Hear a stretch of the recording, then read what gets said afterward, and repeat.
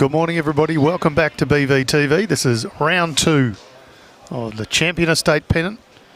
Game is just underway for round 2. This is the matchup between Shepparton Golf and Lakes Entrance, representing Goulburn, Murray and Gippsland respectively. This is end 1. We've had a match already this morning where Deer Park, representing Metro Pennant, got over the line somewhat comfortably in the end. Wodonga put up a good fight at the start, but the power of Deer Park shone through. The opening bowl there from Macatruan.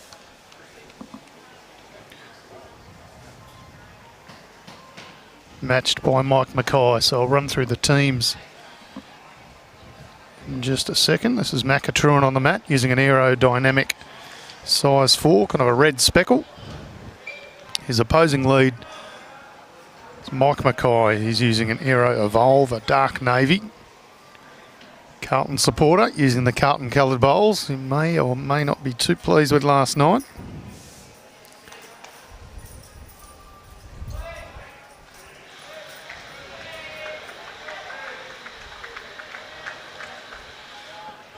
The Lakes Entrance team coming off a real close match against Ballarat Highlands, where they found themselves just on the wrong side of the ledger.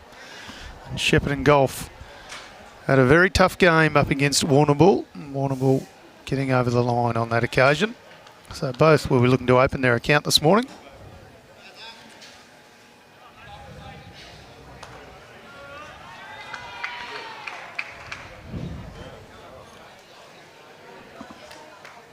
Skippers today, Bradley Lancaster for Lakes Entrance. He's up against Bradley Orr for Shepparton Golf. So the battle of the Brads. This is Margaret Brando. He's using an Aero Optima, the tricolour white, blue and yellow. A touch short, line's pretty good. On the mat now for Shep Golf is Gary Russell using a Adrenaline, Drake's Pride Adrenaline. It's an aqua speckle, size 3. And look at this, royalty has stepped into the commentary box. Jimmy Whitehead just got some games started out the back. Yeah, they were all they had a schedule. So much for waiting for the siren to go off. You gotta love it. It is a busy schedule here this morning, which is good. It'll keep everybody out of trouble. Yeah, fighting the light a little bit. There's no lights at the back grass green, so just trying to make sure we don't get anywhere near that and it doesn't become a problem. So this match was scheduled for 11:20. I think we probably kicked off a few minutes later. Yeah, 5 Jimmy minutes. brought it time. Was all said and done, 11:25. Yeah. No great stress. Make that up through the lunch break. This is John Stokes. Just sailing past a touch.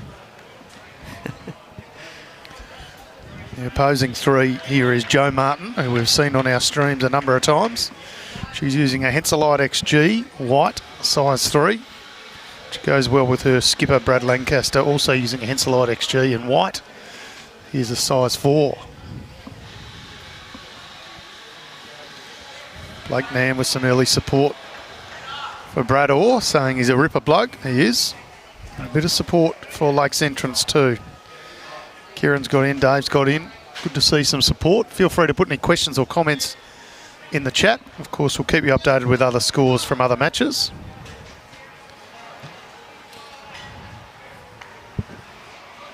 Some of the other matches on in round 2. Warrnambool taking on Wodonga. Deer Park taking on Victoria. In the next section over, Arrowdale v Ocean Grove, Newborough taking on Bendigo, and Frankston match up against Kahuna. Yeah, I think this morning sort of went, most of the results went the way you would expect. The game, Lakes v Victoria, I possibly would have maybe had Lakes slightly ahead before the game, but it's only probably because I know the players from Lakes a little bit more. That the surprise was, or if it was a surprise, was Warrnambool. Not just beating Shep Golf, but beating them really convincingly. Yeah, 59-28, Jimmy. Can't say I would have picked that. I mean, it's a 15-end game, and we can see some results that may surprise us, but to have a 31-shot margin is somewhat of a surprise. So we'll keep a good eye on Warrnambool and see how they go through the rest of their matches. Yeah, Shep Golf and Lakes coming off that loss, they both need to win this. It's a must-win for both. Otherwise, I can probably enjoy a few refreshments and a weekend away for the rest of it, because I'm not going to make it through this section. But both ultra-competitive teams, and personified by the two skips in this live stream. Rink, Brad Lancaster is one of the biggest fighters to win a game of bowls going, and Ori definitely doesn't like losing, so should be a good contest. Always a very deliberate approach from Brad Lancaster. You'll see his pre-shot routine's the same every time. Half a dozen swings backward and forward. Just cut his line slightly with his first.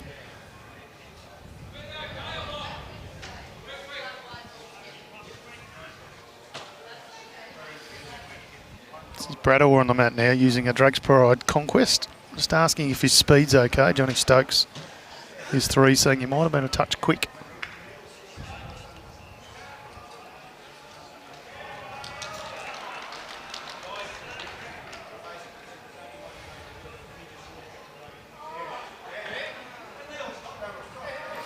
Morning, Brendan. Hope you're well, mate. Plenty of bowls to look forward to. Should have an absolute humdinger after lunch. Bendigo v Ocean Grove. One thing I like about Brad Orr is he's always got a smile on his face. I reckon he'd be a funny bloke to play with and against. I reckon he'll be making some little wisecracks here and there. Oh, Brad Lancaster. Yeah, well played. Oh, just got a second touch on the jack, which may have kicked out second shot, but just the one. Was just the one. So perhaps a little bit stiff, Brad Lancaster. Good bowl. One nonetheless. Good crowd in here too, Jimmy. There's a lot of people have come to support their respective teams. Yeah, the crowd's amazing, actually. It's definitely the busiest state pennant I've seen so far. All teams have brought a decent crowd with them, and there's quite a few locals in. See Moama shirts around. Which is interesting because it's very cool here today. Wouldn't have thought it would be necessarily crowd-drawing weather, nonetheless. So Lakes went down by 2 shots, Hayden, in the last game. 42-44, beaten by Victoria. Mick Burge went down 10-20. Brendan Addison got up 22-10.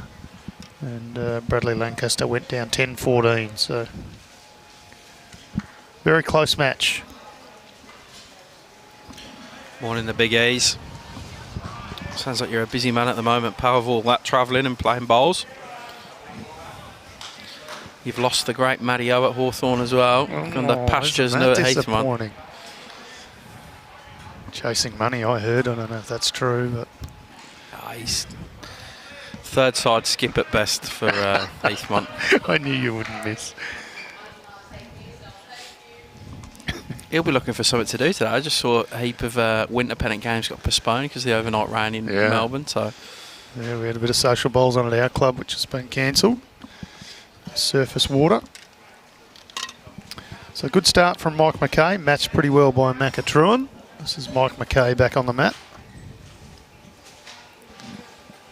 Certainly get to see some new faces at these sort of events, Jimmy. Yep.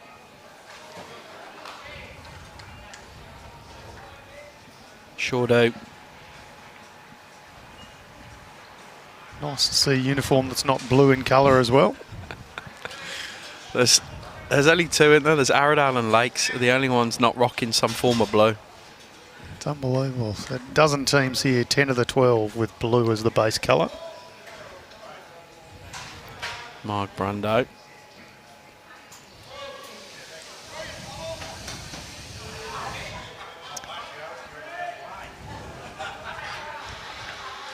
You do sound busy, Easy, but if you get a spare moment, mate, come on down to Moama Bowls Club. Not only do they support a number of our events, including this and region sides, which they'll host in a few weeks' time alongside Echuca Bowls Club, but They are strong supporters and power our stream here to bring us all the live streaming throughout the season.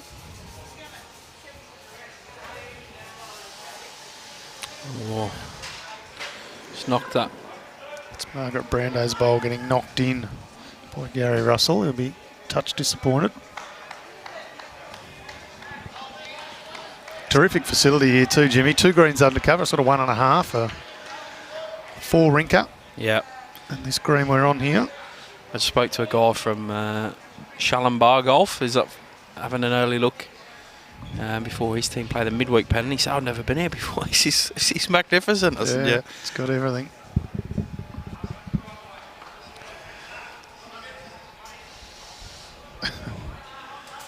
It's got no traction to that Mark Brando bowl. Moved it twice.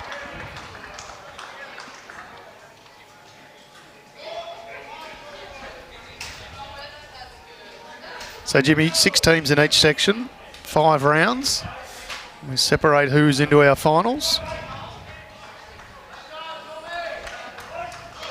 Yep. Winner from each section. Only change this year in format is the finals not 18 ends like it was. It remained at 15. It just kind of seemed to drag for everyone, the mixture 3 ends. No time limit for the final, though. So 2.5 hour time limit in this. What a shot this is. What a shot that is. Well played. John Stokes finds a great hole.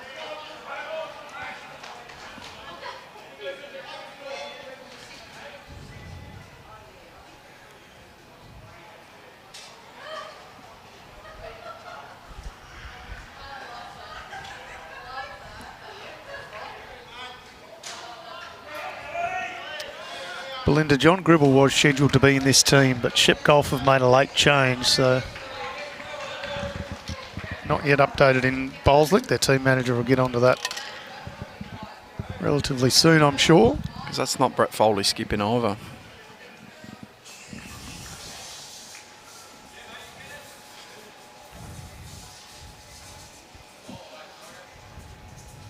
So they did have 2 players out for a quick roll in between matches. So.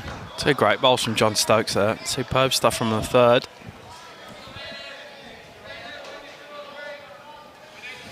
Yeah, easy saying it's a great venue at Echuca. It is. Obviously very different here to Moama. 4 grass greens. Nothing undercover, obviously. But some fantastic greens there to play on. Those fortunate enough to be in region sides in a few short weeks will be well served.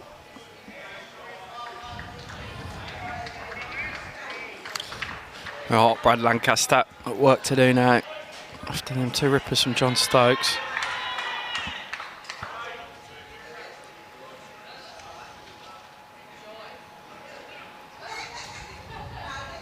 Narrow for me. It's a turn in hand, that one. Clatter into the short one. Does open it up though.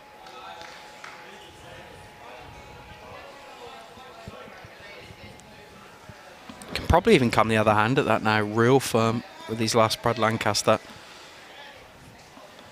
Reminder, if you didn't watch the game this morning, dead ends are replayed. So a dead end is a dead end.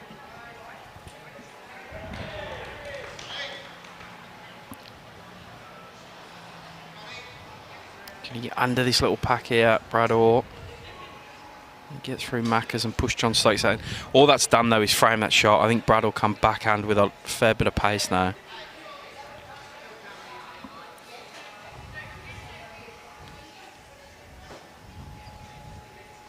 I think Johnny's skipping, Tim. Yeah, Dovey's definitely not skipping, so we're just waiting for the manager to update it.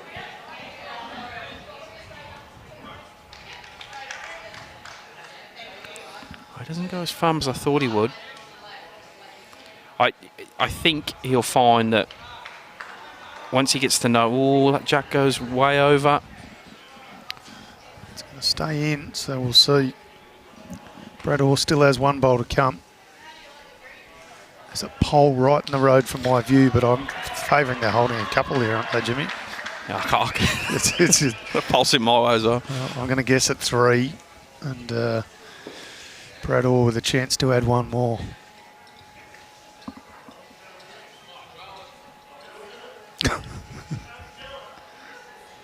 Oh, nearly thinned the jack out of bounds then. Brad Orr just saying I might trail it as it was halfway down. His teammates saying, well, don't kill it. 4, at least 4. Thank you very much to John Stokes. Went over to him before the game. Of course, we asked all players to steer clear of the centre line and said to both he and Joe Martin, Let us playing as 3 in each ring, let us know the outcome of each. And he was very, very clear. He walked around the pole and gave us the signal. Helps when you pick up a 4. You're probably pretty happy to let everyone know. Yeah, we've moved the commentary up under the heaters because it gets pretty cold here at Moama, but the downside is there now are poles everywhere. It's all good coming this direction. It's hard just to see on the other.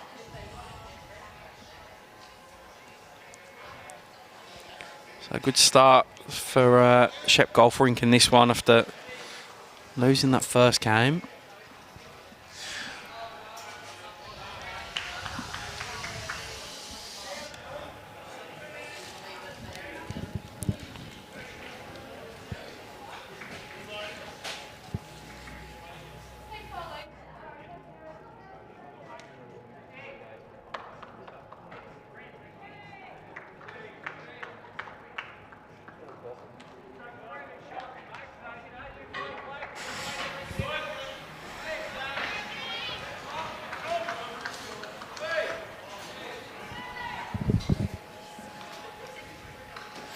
Right, Macca Truan just needs to drop a couple of feet. Doesn't look like he has.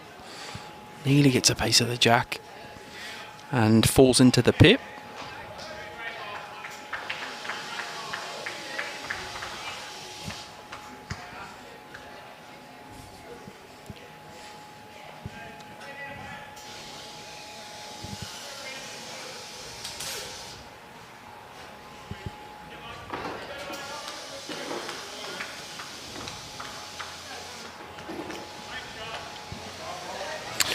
Yeah, good shot from Mark McKay. Draws the shot.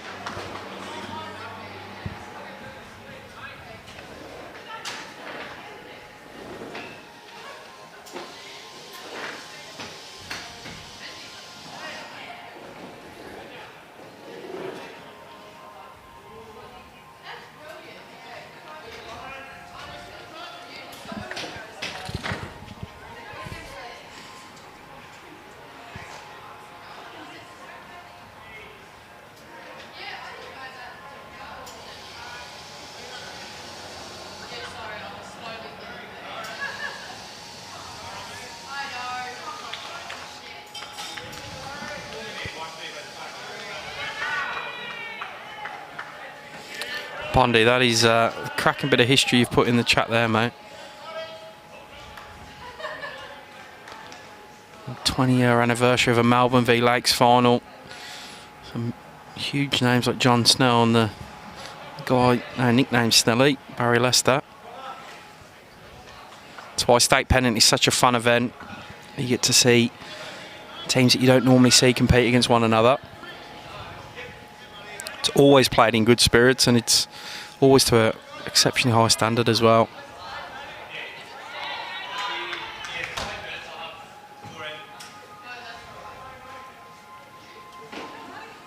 All right, Mark Brandhope just pulling short with that. I'm waiting for the scoreboards to be updated, Denzel. There's one apiece next door I think has just gone on in the Ferguson Addison, but I can't see the one on the far rink.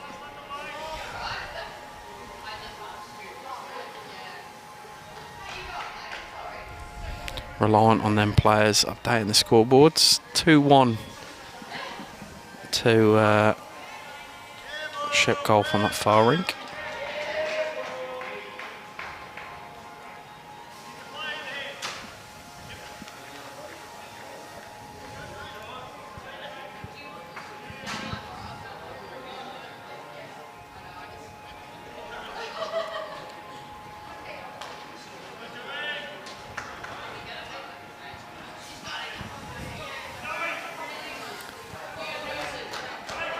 It's a great shot, that, from Joe Martin.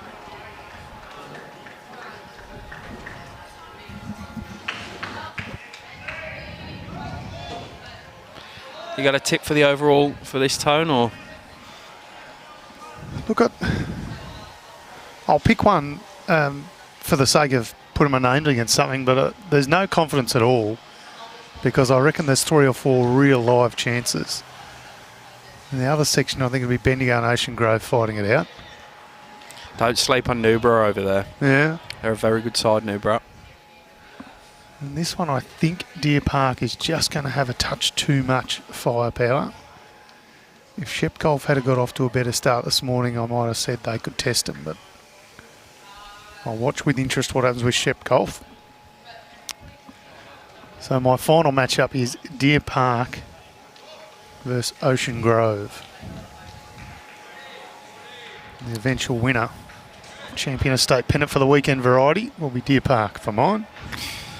Yeah, it's hard to go past them. It's also hard to go past the side from the Bendigo Campaspe Goldfields region. They've been in the final the last 3 times we've run this event. South Bendigo picked it up last year. They lost in the final the year before, and Bendigo East lost in the year before that. So it's tough to tip against them. But Ocean Grove, who lost to South, made the final last year. Got some good firepower in their team.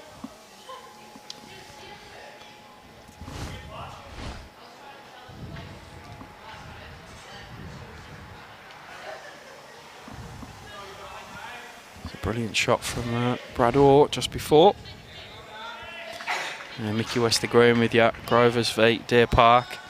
I think we'll get to see the decider. I don't think it will be the decider because Newborough do not sleep on them. Although I think the way Newborough's fixtures are. Where are they now?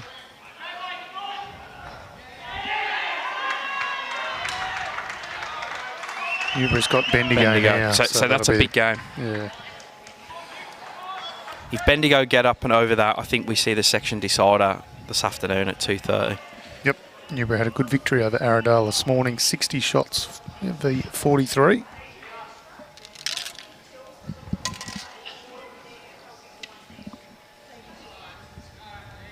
No, Brad Orr throws his hand in the air, says that one's no good.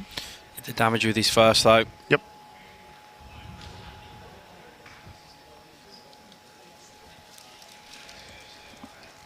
Brad Lancaster still with one go at it.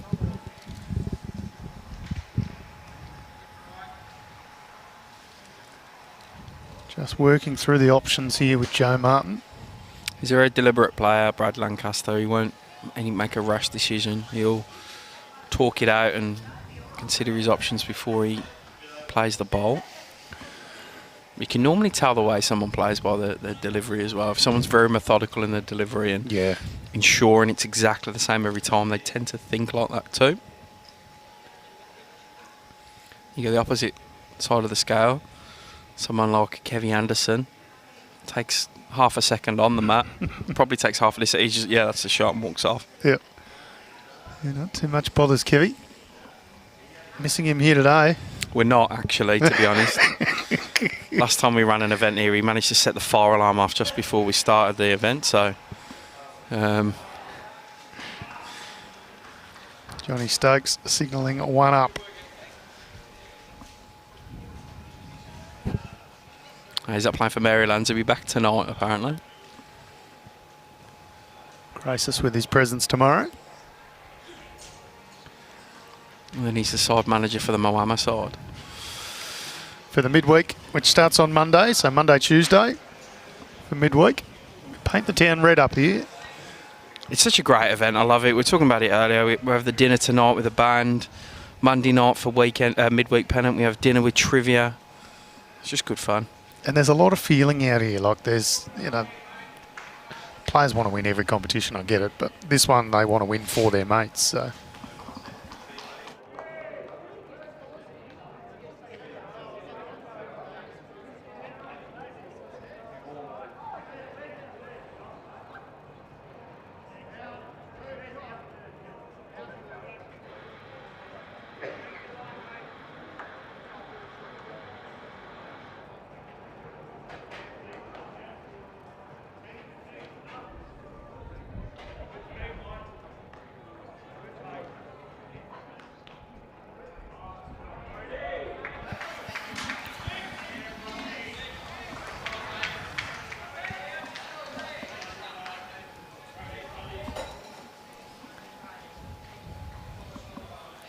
Two good starters from Macatruan.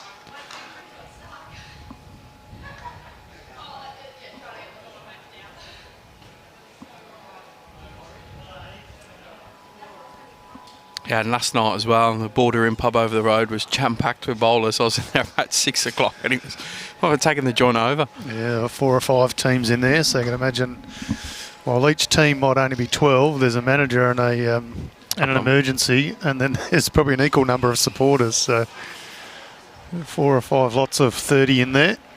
The locals were sort of relegated to a corner of the front bar.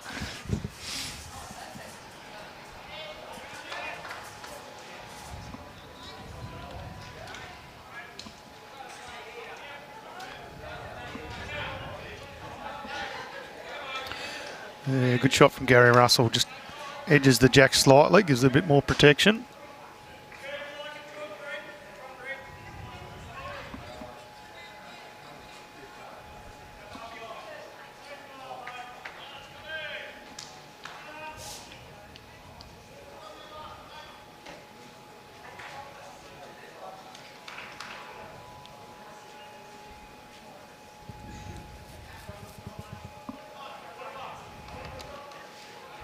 Not a bad effort here from Margaret Brando. It's a good home.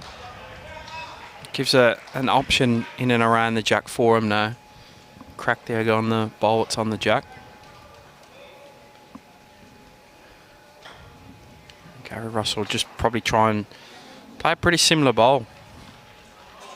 Happens to get under the head and get to where Marg's last bowl is, that's okay for him.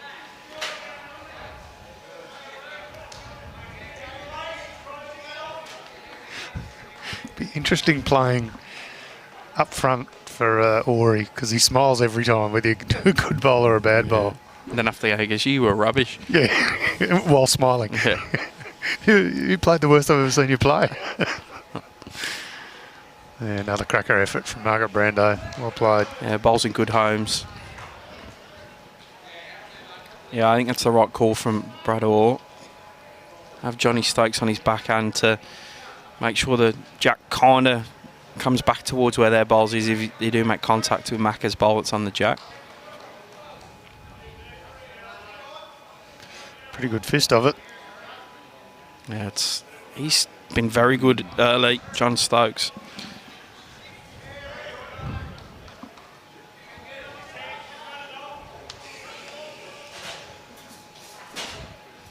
Joe Martin and Brad Lancaster went all the way to a final of a mixed pairs last year in state championships, so they'll be very familiar with each other. Went down at Annie Miles and Ian Brimblecombe. Am I right with that? They are spot on.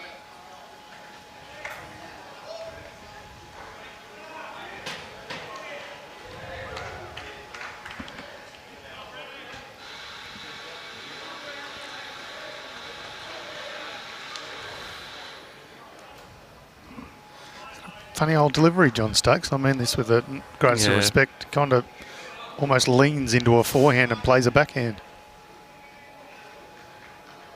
Gets him closer than we could that time. Yeah, which is not difficult, really. In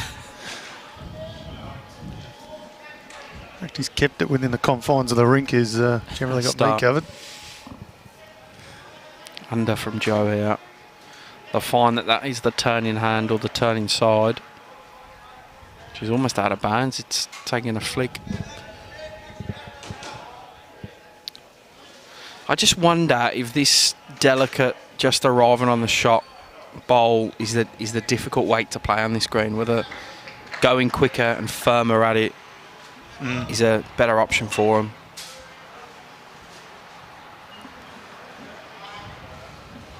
Gippsland's got the best back with Joe Martin's there. I guess for Lakes, the risk is they've only got one bowl in the head, which is clearly what I'm always trying to do. Sit on that bowl of Mark Brando's in there. He's very close, but no cigar. Possibly locks that bowl in now, though, so might change Brad Lancaster's shot selection.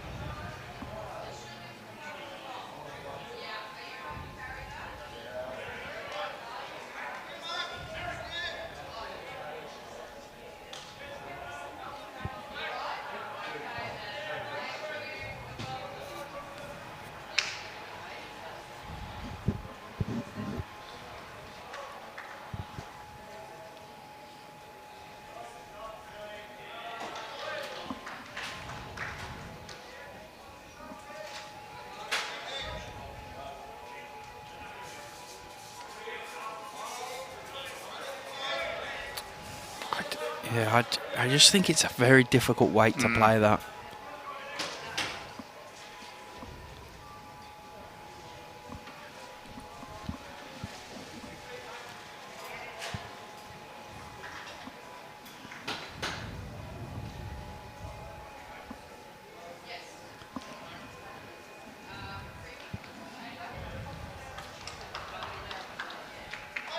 Ivori has made that slight correction.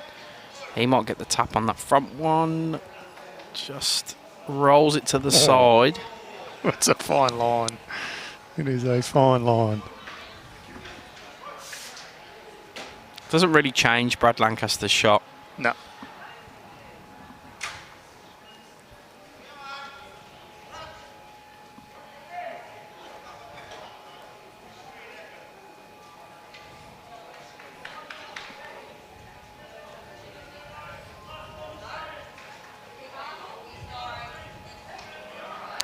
Area. Oh, he moves the jack. Great shot from Brad Lancaster. Straight back to Margaret Brando's bowl. That'll be one. John Stokes could be the greatest third ever to with his ability to signal across to the comm booth. He literally was walking to the combo and telling us. If he was good, he'd come and put it in the spreadsheet, wouldn't he? Yeah. Oh, it's a shame how to use the spreadsheet. I reckon he'd probably happily do it. Yeah, great stuff from Brad Lancaster there. I was doubting the ease of playing that shot, but he made a mockery of that, really. Played it superbly. Start for Ovens and Murray over there, Jimmy. I can see they're up 10-3. They've only played about 10 ends. But So that's Wodonga over Warrnambool, which would upset the apple cart somewhat, given that Warrnambool won the first game convincingly. this is the beauty of this sort of competition. Anything can happen.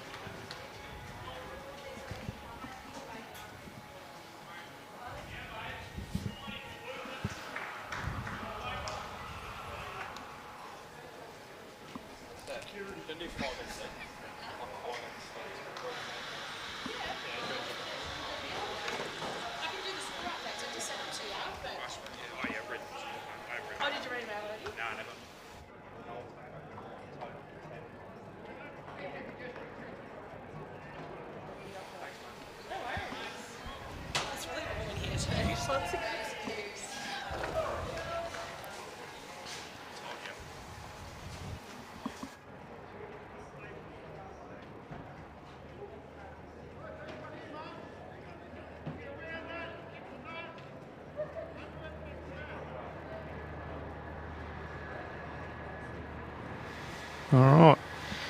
We've certainly improved Jimmy in the looks department. Sarah Roger has come back in. Yep, back in commentary, and I've just done around the grounds too, so I've got some score updates. Look at you go. Pop those in. Go for it. Run us through. Well, them. I'm going to the New Bolsvik intern this week. Just this weekend. Just this weekend. Just for this weekend. Yeah, give Aussie a rest. Yep. So we've got West Coast 3, Ovens and Murray 8 after 6, Mornington Peninsula 12, Murray Mallee 11 after 10, Strzelecki 10, Bendigo, Kapasky, Goldfields 4 after 9, and Geelong 9, Wimmera 8 after 9. So a few close games out there. Yeah, well, Newborough, which is Strzelecki, is the one that Jimmy said, in his words, don't sleep on them. He reckons they're okay. So the fact that they're over the top of Bendigo at the minute is testament to what Jimmy was saying.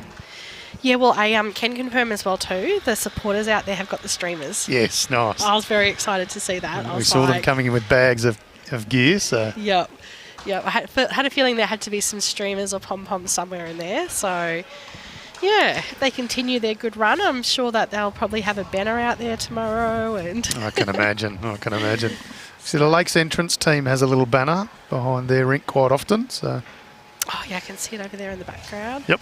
So, Margaret Brando just finds a gap. She's a bit stiff not to either promote her own bowl or take the jack. she's ended up in a very good position though. She has. Jack's going to go back there, so you'd think. So Shep Golf holding one. Close for second, bit of a measure.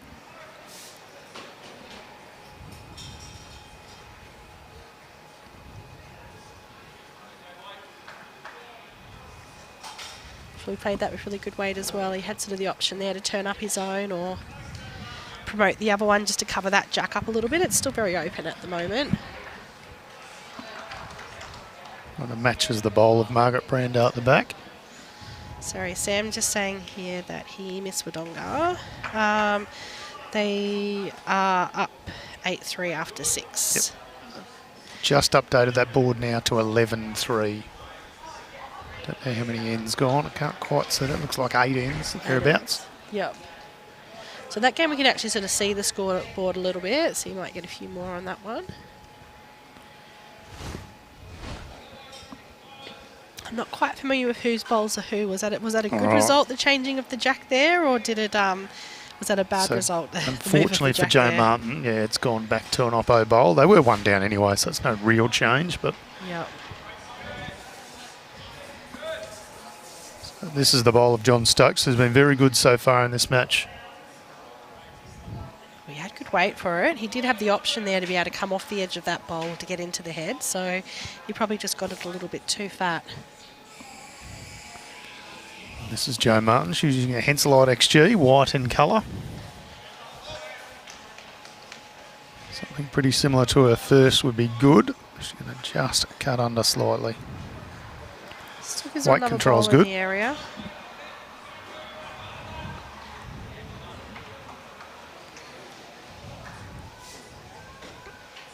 So Shep Golf were a surprise one in the first game to go down. So it's a very level competition, but I think the surprise you're referring to is 31 shot margin, which I don't think any of us would have picked.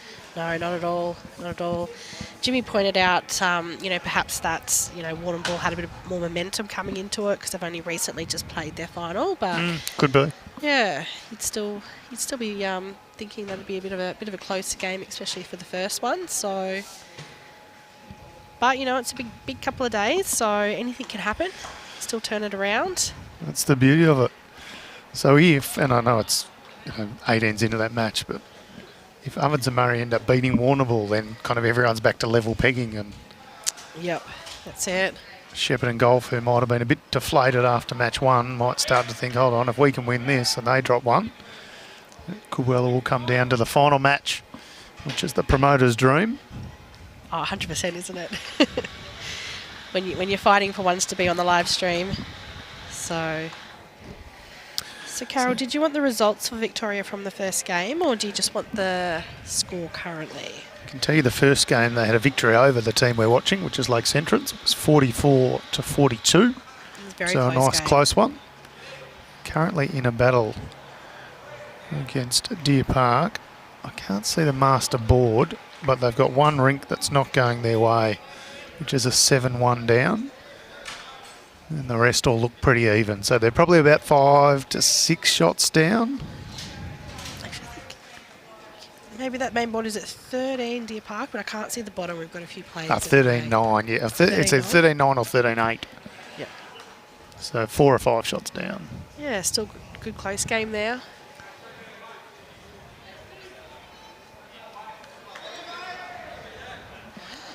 And I can say I actually watched the start of their game, and they've started off very well, especially from coming from that other back green behind us, which sort of runs at like a little bit of a different pace to this main green, which sort of Deer Park had just played on. They've actually just jumped down to the ropes a bit there, and they started off really well. So, Alright. Brad just a touch narrow here. It's not over yet though. I was going to say, he might be able to get just a little bit of a skip's guide in using one of the shorter bowls, but maybe just a touch more weight and he might have got up to it. So John Stokes just saying to Brad, well, maybe come and have a look. We've got plenty of time.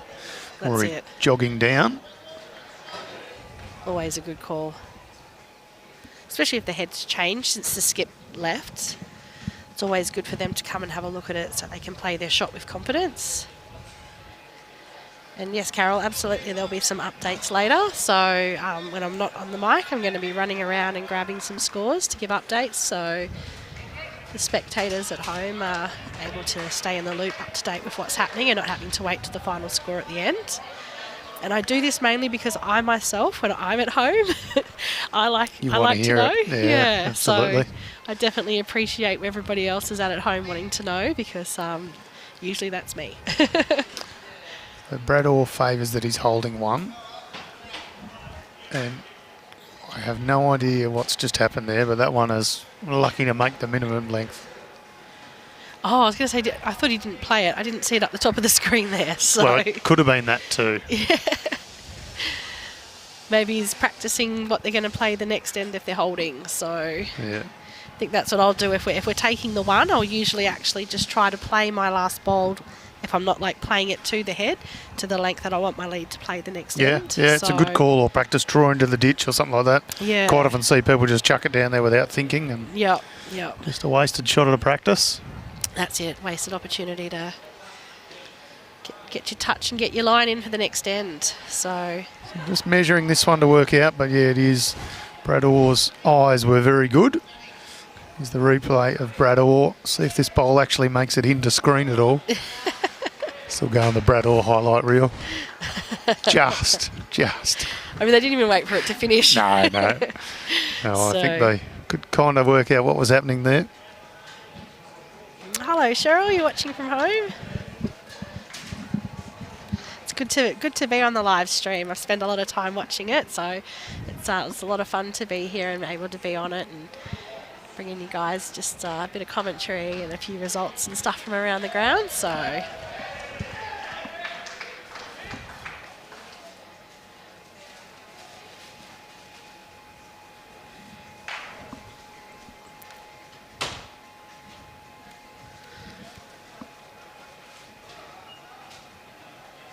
Just a little bit short on his first one, but like I definitely did notice yesterday when we had a little bit of a practice, when you're leading the jack roll to the bowl roll, there is a bit of a difference. So usually when you're leading, they're pretty similar, and you can sort of get your weight for how you're playing your first bowl from that jack roll. But definitely here, the jack sort of like, spinning on through, but you're having to still put that little bit more behind your bowl. So I wouldn't be surprised if we do see a few more lead bowls just, drop that little bit short. And I think we've had a change of length as well too, is that right, Tony? Yeah, correct. So, but at least they're on the line, so they're not in the way. Commentary, a full-time job, not so much. I definitely do have a day job, so. But I do like to get on here because I like to talk, so. We'd like to get her in for full-time commentary, that's for sure. I would love that there would be so much bowls that I could have a full-time job commentating it. Oh, how good would that be? Yeah. Well, I tell you what, if you look at the increase in bowls streaming across the country in the last 3 or 4 years, I don't think it's too far away. No, well, that's it. And the thing is, too, it's also the people at home who are tuning in and giving those numbers to make it worth it as well, too. So, even when I am in my full-time job, I usually still do have it on in the background if I can. It can be hard to concentrate though, can't it? I fall victim to that quite often. Well, I do rely on Brad's replays a lot. I'll hear it and I'll look down, it's already been played, and then the replay comes through and I'm like, oh yeah, that's what happens. Nice. So, because yes, I do have to focus on the job a little bit, but yeah. Not always easy when there's good bowls on. Oh, very hard. Very hard. Kerry Russell with his line spot on, but just a touch shy. I usually try and, if there's something good on, I'll schedule my work from home days to make sure I can have it going on in the background. Put it on the big screen. Yeah. So.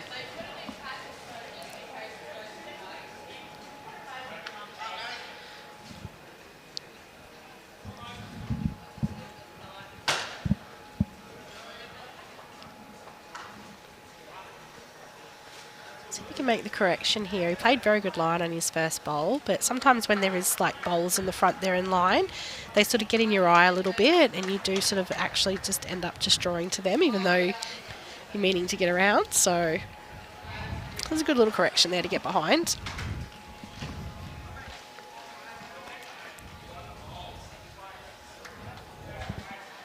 Margaret Brando's got the colour-coordinated shoes and hair for the uniform. Now that's dedication, yeah, that is. That's very dedicated. I mean, that's what I like to see myself. I love it when people do stuff like that. So we've also seen, which we should get a chance to see this afternoon, Ocean Grove's team manager Casper John, a regular in our comments. Oh, yeah. He's got the hair done in the blue and green of Ocean Grove colours. Oh, I did see. I'm going to have to He's got go the and nails done and introduce everything. myself. So we'll hopefully get Casper in commentary at some stage. Yeah, that'd be good. Actually, maybe you get him for the last game as well too, because he'll know all the players and stuff like that. Yep, so, sure will. I mean, I can help fill his role for him while he's commentating and run drinks for the players and give them, uplifting words of encouragement. I'm sure you could. So- Joe Martin with a lovely bowl in there, just slides past a couple of front bowls. That was a very good bowl. Thread a needle through there. She's bowled very well from the ends that I've been here watching, so... There's royalty everywhere in our comments. Cheryl Flapper and then Barry Lester. Nice to have you both watching. Baz, of course, spent some years down in Lakes Entrance. He'll be cheering them on with a bit of fond memories down there. Yeah, be very familiar with quite a few of the players, so... Ange, I haven't noticed that Chippy's got his beard dyed blue, but I'll keep an eye out for that. I'll go suss it out, Ange, when I next go around to get the scores, and I'll let you know.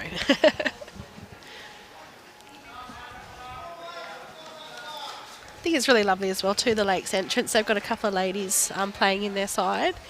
So, we had Kylie in the first game, who's obviously an exceptional bowler. And then we've got the two ladies in this game, so Margaret and Jo.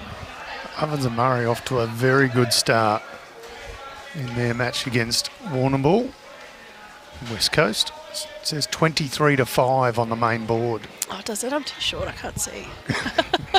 Need a little step ladder. Yeah, I do. And, Jimmy was doing that one for me before, so...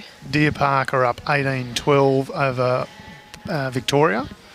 So that's Metro up against Ballarat Highlands, up 18-12 for Deer Park.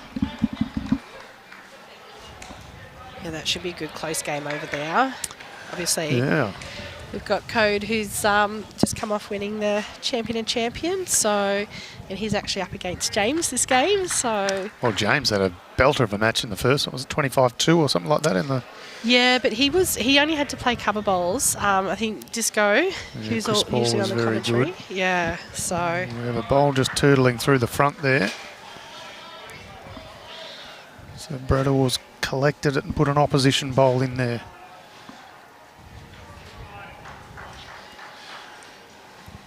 Brenton Code is an interesting story. He's played 111 state games, nothing since about 2014. Sort of took a bit of a break from the sport, had young kids, and has just come back to it. So come back in a big way. Yeah, well, Mrs. Radar was just over there. She was saying that she knows him from the Altona days. Apparently Radar used to play in the rink with him, and she sort of said to him, first season back and you've won all the things, and he's... Sorry.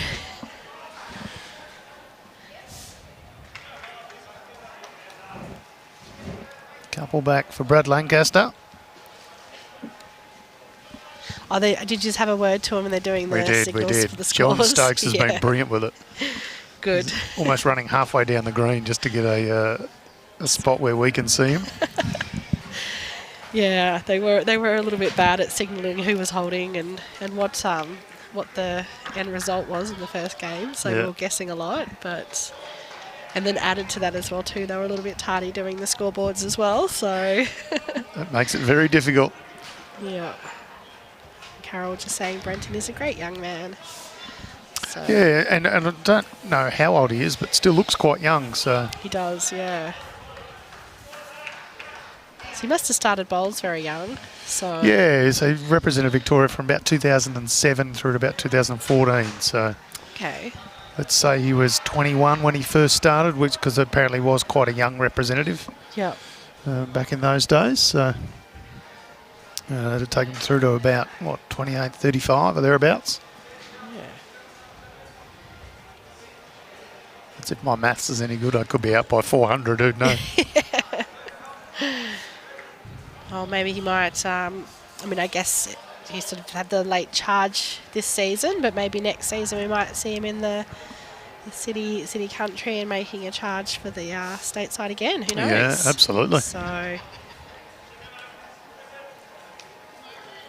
great opening bowls here in the area. So I think they've had another bit of a change of length. So not a bad starter.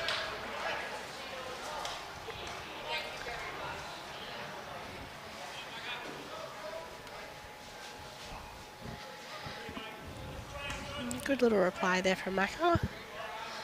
It's definitely promotable.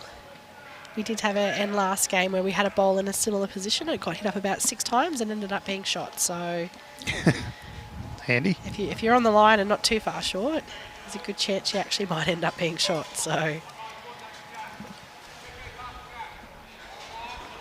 Janelle just saying, sorry, not Janelle, Carol just saying his dad Kevin is also playing. Yeah, he leads in one of the rinks.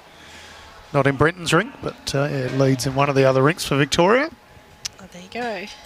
Victoria Bowls Club, representing Ballarat Highlands. So plenty of room still here. Janelle saying that Chippy did have the blue beard at Edinburgh Shield, so got the blue rinse in his beard. Just sort of sailed through there. He had some options there. He could have edged in on that front one.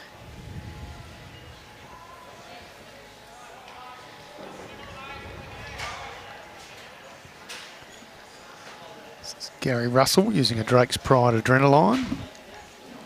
You see again in this game, those players are tending to favour that ditch hand because it's sort of getting that bit of turn. So, oh, good ball there. It's a great option.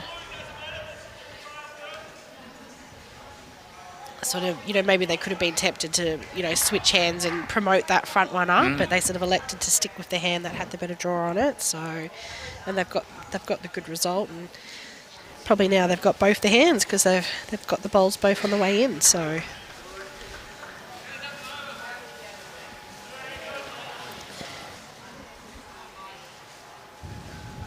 but I think in this situation when they both count, you can't be afraid of it. You just got to play the better hand, really, don't you? This is true.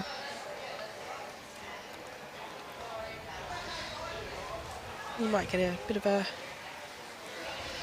a help on the draw there. He does. That's John Stokes resting in for shot. Your eyes are probably better than mine, Sarah. They're holding 2. What is it? I'm still getting a little bit familiar with the bowls, but I feel like it's only 1. Oh, great bowl there from Joe. It's out now, so shot bowl, probably the aqua bowl in front of the jack. Yeah.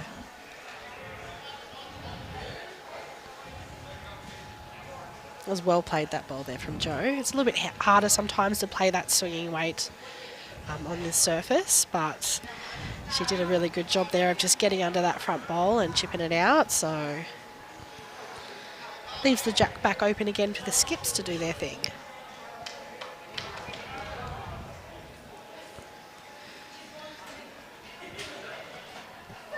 Interesting head here. A lot of people look at this and think, well, I can't get through that side and I can't get through that side, but the jack's not the only target here. Well, it's also too why the skips paid the big bucks, you know what I mean? This is they true. love these ones. They're like pretty stoked. I mean, the thing is as well too, like you can play that other hand, and you can, if you have good weight, you can sort of draw it and just cut under that front one instead of trying to go around it. You can sort of actually play to cut under because it's not turning that hard. So.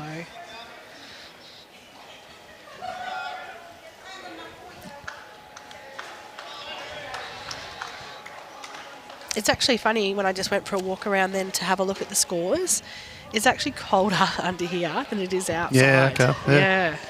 Well played here, Bradley Lancaster. I won't say that I called it, but I called it. So, but that was a great bowl. Definite skips bowl there. Yep, absolutely. So. Still gives Brad Orr something to use. You got your niche positions, and skips are usually good skips because they're used to sort of having to draw through and around things and thread those needles. So It's not all just about, having the big shots to convert, but it's also about being able to play those beautiful draw shots as well. Got a great reply here from Brad. Oh, what a bowl. Yeah, well played.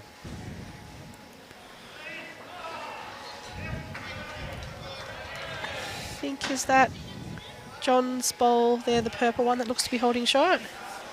It is. Should we make a couple there, or is that back one? No, back one's away. That's Away. Mike Mackay's Hero Evolve in his Carlton colours. Oh.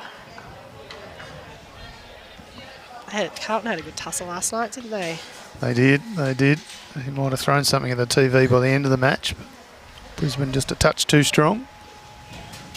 I didn't see the end of it, and I didn't want to ask, so let's not ignite controversy. Yeah, no, in the comments, true. So Brad going full weight, just doesn't quite get it.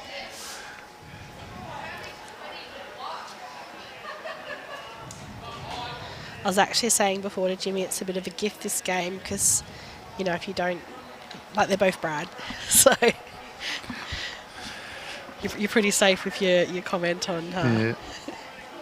There's a couple of things make this easier. Joe Martin and Brad Lancaster using very similar bowls. Yeah, well played, Brad Orr. Oh, that's amazing. There's always the option to promote up and through. That'll be 2 to Bradley Orr.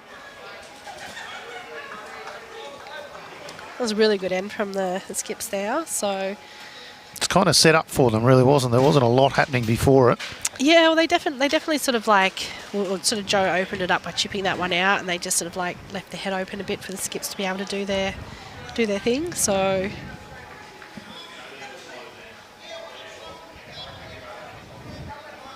Doesn't look to be too much change over on the Deer Park v Victoria match. Looks to be 18-14 in favour of Deer Park. And an increased lead for Ovens and Murray, which is the Wodonga team. They now lead 30 shots to 5 over Warrnambool from West Coast. So that is a big turnaround. big turnaround, yeah.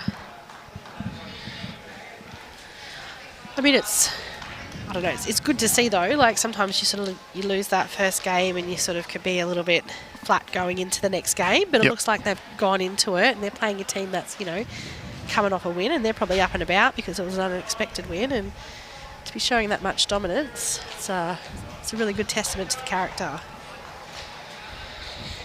Tim Gribble saying John Stokes is probably playing the midweek champion of state pennant. So. Yeah, Jimmy was saying before there's a few double ups. Yeah, there are. Ocean Grove has a couple in there, so yep. There'll be some tired boys and girls by the end of it, that's for sure. Oh, they love it. They do. So, Andy's saying so many great club uniforms nowadays, and I 100% agree. So,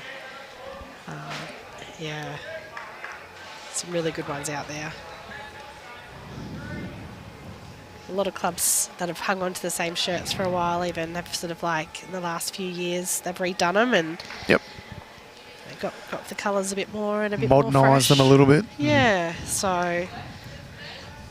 And I wonder as well too if it's like some of the, having things like, the BPL and the UBC and stuff like that. The VBL. Having those real colourful, wow shirts out there, if that's been a little bit of an influence for it. As soon as we put out the VBL uniforms, we had people saying, where can I buy one of them? And they weren't part of that particular club, but, they like the big bull on the back or the big bulldog or whatever it is. And yeah, yep. Very, very popular. Yeah, they were fantastic. All the uniforms were just, Big news in VBL launched during the week too, Sarah. We're back. All of our 8 teams from last season, the inaugural season, have been locked back in. Yep. And we're on the hunt for 7 more. Jimmy said you had quite a few come in. We've had a lot of interest, so we'll announce through the first team, I'd imagine, this week coming. And we'll announce as we contract each new team. Oh, I love those announcements on Facebook. Yes, good fun. So I'll be looking out for those ones. I can tell you the phone has been ringing off the hook with teams trying to get in. So. Well, it's such a great concept and it's such a great warm-up going into the season, Absolutely. So, I know a lot of clubs and stuff like that have their practice matches and stuff like that, but you're playing at that higher level that early in the season and so competitively. Like, it's such a great warm-up. So I can see why so many clubs are knocking on the door to get into it. Great to build the profile of the club, the profile of your players. Yep. And, of course, chance of winning your share in $80,000 prize money's not too shabby as well. Not too shabby at all. I'm never about the prize money, I'm all about the hardware. So Well, the trophy is a spectacular trophy. It is, yes. So, Of course, awarded to Deer Park. I was going to say sitting in Deer Park first having it year. at the moment. So well, maybe not technically, but yeah. And I mean, look how much it set off their season, perhaps. Yeah, well, true. I mean, they've been very hard to beat since then. Yes. And most importantly, for those clubs who think we'd love to be in it, but we don't have the entrance fee, there's a qualifier event now. So a chance of a bargain basement price to win your way through into the VBL. Well, that's where exciting. You're sharing all the trimmings that everyone else does. It's exciting for two reasons, because you're having to pay the qualifying stuff, so that's extra bowls in pre-season, which I always approve of. So, and also great too that any team can get in and Absolutely. play. So, yeah. Do you know where that's being played yet, or any more details? Not yet. They'll be all announced very soon, though. All right. We've got some offers from some clubs, so we're working through what's going to be the best one that's going to be able to host the most number of teams, because we're expecting some strong interest. So Yeah. And of course, I've got to ask, is it going to be live streamed? it is going to be live streamed, yes. Yay. So the VBL now goes over 4 weekends. The qualifiers, and there'll be Conference A and B. Now, whether that's north, south or east, west, we'll work out when we get the teams in, and then the finals, of course. Geez, great bowl there from Joe. Yep. Probably one down, but Gives him another one in the area. could and I be think two. It sort of changes the head now too. She's laid that bowl down flat and she's given a bigger target. So the skip can sort of play a little bit more positive up on that to try and get that split and open up the head a little. So it definitely wasn't a wasted bowl there.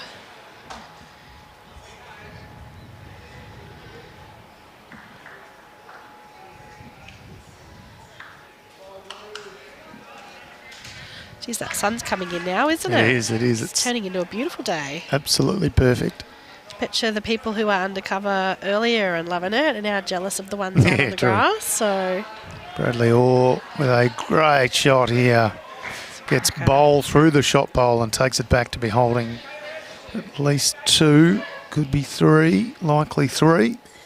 and it just sort of takes that shot away now from the other Brad by playing it first, sort of thing. Yep, well played, Bradley Orr. You see on the replay here, this one tracking the whole way. It's the shot bowl clean onto the jack. Jack moves back to be holding at least 2, maybe 3. Got a lot of movement, that bowl. Is that the Conquest he's playing with, is that right? Yeah, Bradley Orr uses a Drake's Pride Conquest size 4, spot on. Got some really good turn, actually.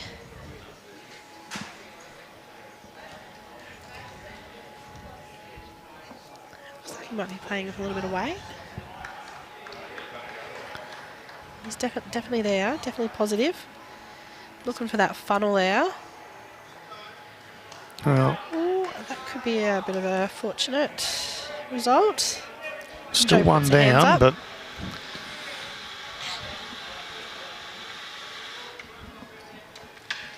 I mean, it's a close game though. 1 down's better than 2. Yep. So it gives you, he's still got another bowl to come, so he's got more options there. In the overall, there's only 1 in it, so could be the difference at the end. every shot counts, that's for sure. Bradley Orr's got a nice little port to be able to get through. See if you can add one more. It just looks to be cutting a touch early though. Oh, and that's Joe that's come up. So that probably gives Brad a few more options now, especially if Joe's sort of standing up like that. Like he's probably only just got to turn it over twice. Yeah, flattening it out's not going to get there. So as you say, it's going to have to turn over once or twice. The other thing is too, if he's coming up positive through there, if he gets that blue one fat on the way in, he might even punch up to the shot bowl and push it out of the head as well. So got lots of options if he's positive.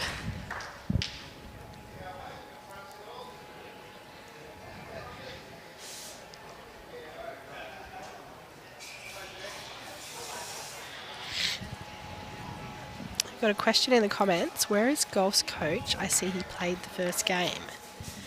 So who is Golf's coach? And maybe the reason why he's not playing this game is because they didn't get the expected result. Yeah, they had a real tough one in their first match, and they did make some changes.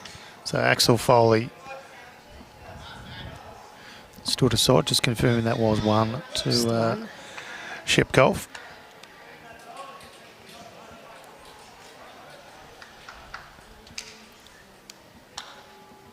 Yeah, so they did make some changes. I'm just checking Bowlslink whether or not they've changed their players yet.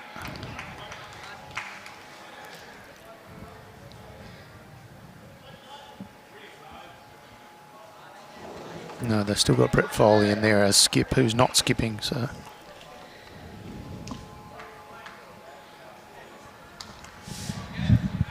it's a good thing that so Jimmy was mentioning before, actually, they do bring up a couple of additional players so they can sort of make changes and sort of stuff like that. So it's a great little option to be able to have as well. Just to be able to have, like, you know, if someone's maybe not finding it, you sort of can pop someone else in, make a few changes.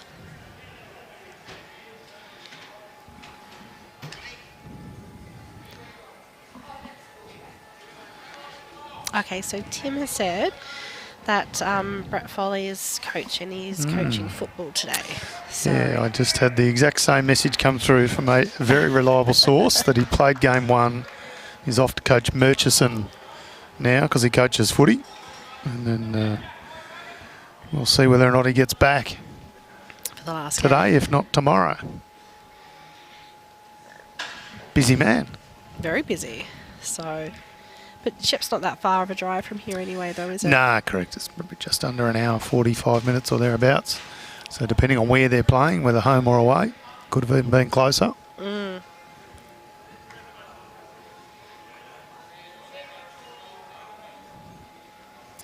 Still a bit open this end, so giving the seconds a chance to do their job. Every now and then when you're leading, you're sort of a bit generous like that and you give your second a chance, so... It's nice being generous. That's it. Like, I'll do the cover bowls this end. How about you nail it? Good teamwork. Oh, there we go, and then he does. Pretty good effort from Gary Russell too. So... One probably sitting 9 or 10 inches short of the jack. Such an important role, the second. So a lot of people sort of understate the importance, but you know, if your lead's not there, you really need to be there as a second. Definitely. But if your lead is, then you need to be putting bowls in an area to cover. Yeah, well played, Margaret Brando. And look at these seconds having a very good second off this end. They are. Just confirm that we don't think Axel Foley is back until tomorrow, so potentially not coaching the club next year because he'll stick with a bit of footy coaching and just play.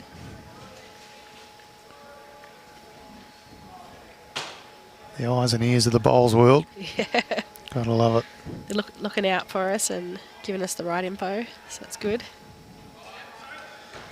So he's been a great player for many years. Yeah, he certainly has. So Good effort there from Gary Russell. Just unfortunately gets too much of an edge on Margaret Brando's bowl and flattens it out.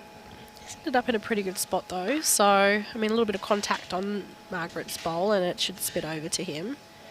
So it definitely wasn't a wasted bowl there. Could even be that Axel doesn't even play next year, which might mean a great man on screen, Brad Orr, comes back into coaching mode.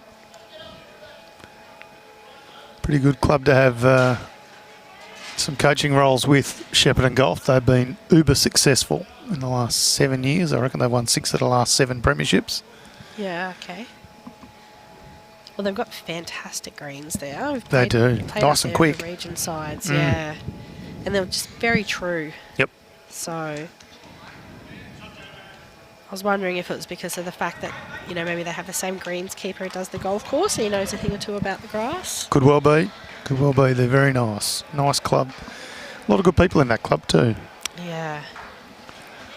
So Brad Lancaster just asked Jo Martin to cover those back too. She split them just about perfect. He's played a good one John here. Stokes. Got contact. he's edging it all around. This Super glue on that bowl, I tell ya. Margaret Brando bowl has been moved 3 or 4 times, but It still remains right next to the jack. it's almost done a complete circle around the jack. It does. I think it just needs to go behind the jack now, and it's done almost a complete 360 rotation. So Yes, pretty well played here by Joe Martin too. wow, that's very special. First one was a toucher, they'll call it, that's nowhere near the jack. And the next one is just as good. Some very, very good bowling there from Joe. Sun is lovely. Yeah, it is. You have to pull the sunnies out. Yeah, almost. it's almost that stage. But yeah, she's played some really good bowls while I've been tapped in on the commentary. So she hasn't really wasted too many so far. Yep. Looks to be a lead of 23-15 for Deer Park over Victoria. So that's the Metro up against Ballarat Highlands. As Brad Orr makes some change, but still down a couple. But somebody obscuring the board of the Warrnambool v Wodonga match, which I'll give you as soon as I can. We'll chase up some scores from the back greens. I can't see Jimmy, so I imagine he's doing that as we speak. If I know Jimmy, he's walked down there to get the scores and he stopped to talk to 10 people in between.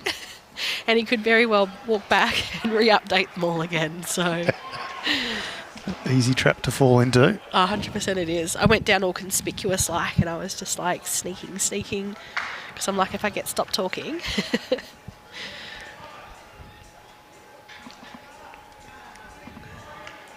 So I think with that last bowl of Brad's, it probably actually just sets the head a little bit different to where the jack's going to go. So, I mean, if he makes a bit more contact here, he can sort of, the way it's sitting, he can sort of like maybe cannon those out and bring his front one that he put down last into the shot. Or Does he get both out, or does the middle one stay, do you think? It might jam. Almost all touching. Could Yeah, jam it depends in, on his weight, I guess. I mean, if he plays pretty confident weight with it, then it probably could go. Yep. Or the other thing is, as well as too, that it might spit out to the side there, depending upon the contact he gets on it. So those other ones that they sort of set there before for how the jack was to be the catches now probably won't be. So I think that purple one over the side there would probably be a shot hole. And we are about to find out, although Brad Orr's just pulled out of his shot while he pays a bit of attention to what's happening on the rink next door. Yeah, he's playing off some with pretty weight. firm weight here. Oh, jammed, like we said. So I think he just bit unfortunate with the side he got of that one. If he'd sort of got it a bit more front on, but I think he sort of got it a little bit more. See this on the replay. Yeah, you're spot on. It's there. Good call. All right, so Brad Lancaster holding one. Chance to add. He's got a bit of room to add here, so hopefully he can sneak one in. He'll be disappointed with that because he really did have a good opportunity. Nonetheless, he picks up one. 9 ends gone here in this streamed match. It's a 9-5 lead to Shepparton Golf. I guess it probably wasn't a bad one because we had that speckled one that was away, that green speckled, and any movement on the jacket he could have given the shot away. And there's only one in the overall, so you're better to be one up than one down, chasing that second shot. So plus it's good to get the mat and get your length and everything like that back as well too. So yep. Now here's the update on the Wodonga, which is the Ovens and Murray team. As I read and add up the boards, it says we've got 33-5, which is slightly different to what the master board says, but it's there's been some interesting math on this morning. There has. Yeah. So the master board says something like 9-39. Yeah. So, I thought I saw 39. I was I don't quite understand how they're updating the master board and not their own individual boards, but trust me when I say Wodonga having a very good game against Warrnambool. Yeah, they've definitely bounced back.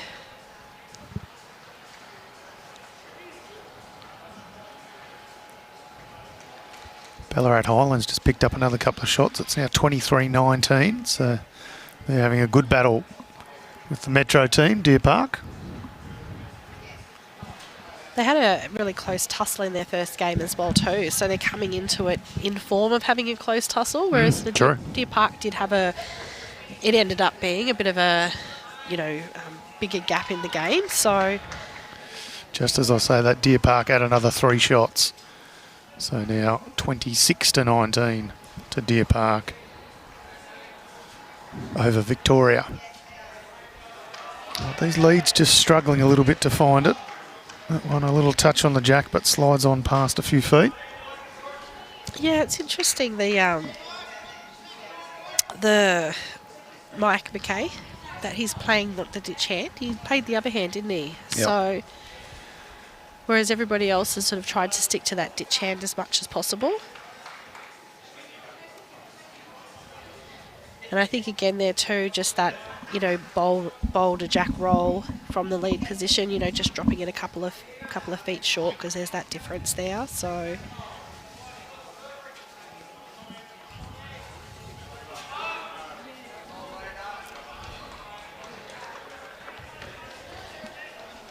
this is a very good bowl coming in here. Yeah, great bowl from Gary.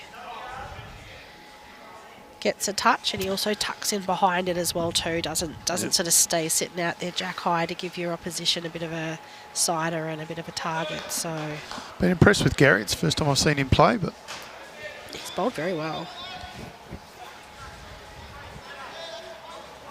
Margaret's been pretty good too, but that one she'd rather have back, I'd imagine. Yeah, she had a very good end last end.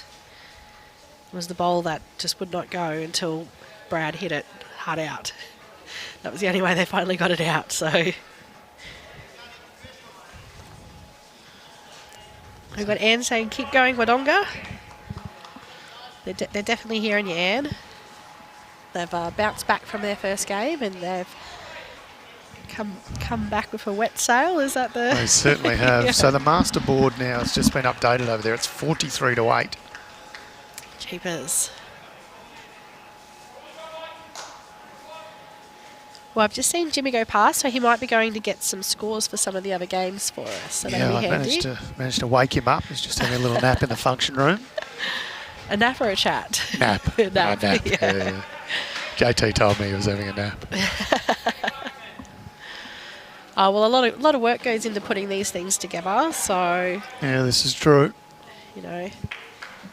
A lot of stuff goes on behind the scenes as well too. It's not just us, the commentary and stuff like that. We've got Brad and Mel who are busy working away at the desk to get everything working for us this morning before we jumped into start. So It's Joe Martin done here, sir. Oh, this looks Joe. a pretty good bowl. That is an absolute peach. She is bowling She awesome. quite kicks it far enough for 2, but nonetheless, great bowl, Joe Martin. She's really, really, done well for her skip, setting him up to some really good heads. Yep. That were otherwise probably a little bit tricky before she got on the mat. So, and that's what a good third does. A good third will, open up the head or set up the head for the skip to come in and do their skip things. So,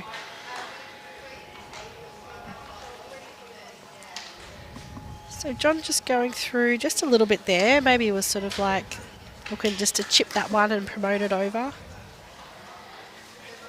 Probably a good miss though. I think it was there. Is there only one there in the head? So you don't want to see that one go out. No. So 15 end matches here. We're 9 ends through on this rink. I'll just update the scoreboard on the rink next door. It's now 7-3 lead to Gippsland.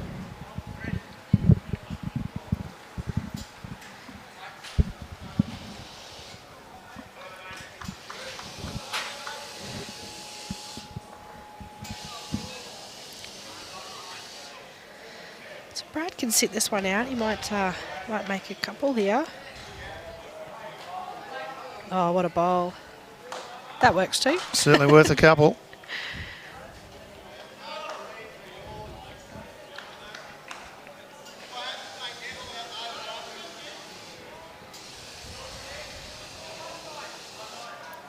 I guess now it sort of gives him a bit of a cider though. He can play that other hand and he can sort of sit the bowl or trail the jack back to that one there. That's Macca's. So maybe it was a little bit of a good good bad ball, bad good ball, whichever way it goes.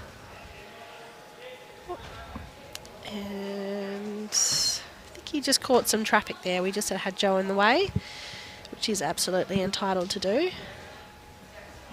I think it just looks like he caught some traffic and turned one over. His last one there.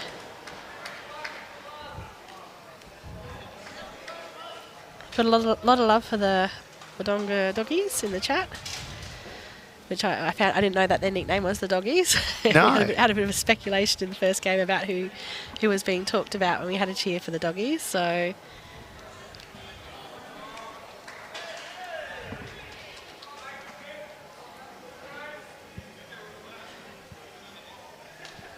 It's got quite a few options here now.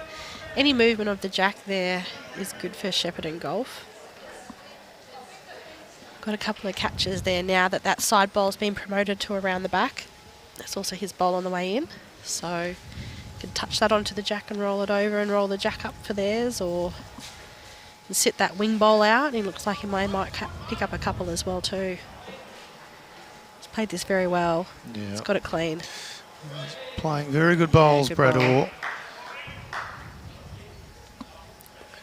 Taking out one. Take out one there.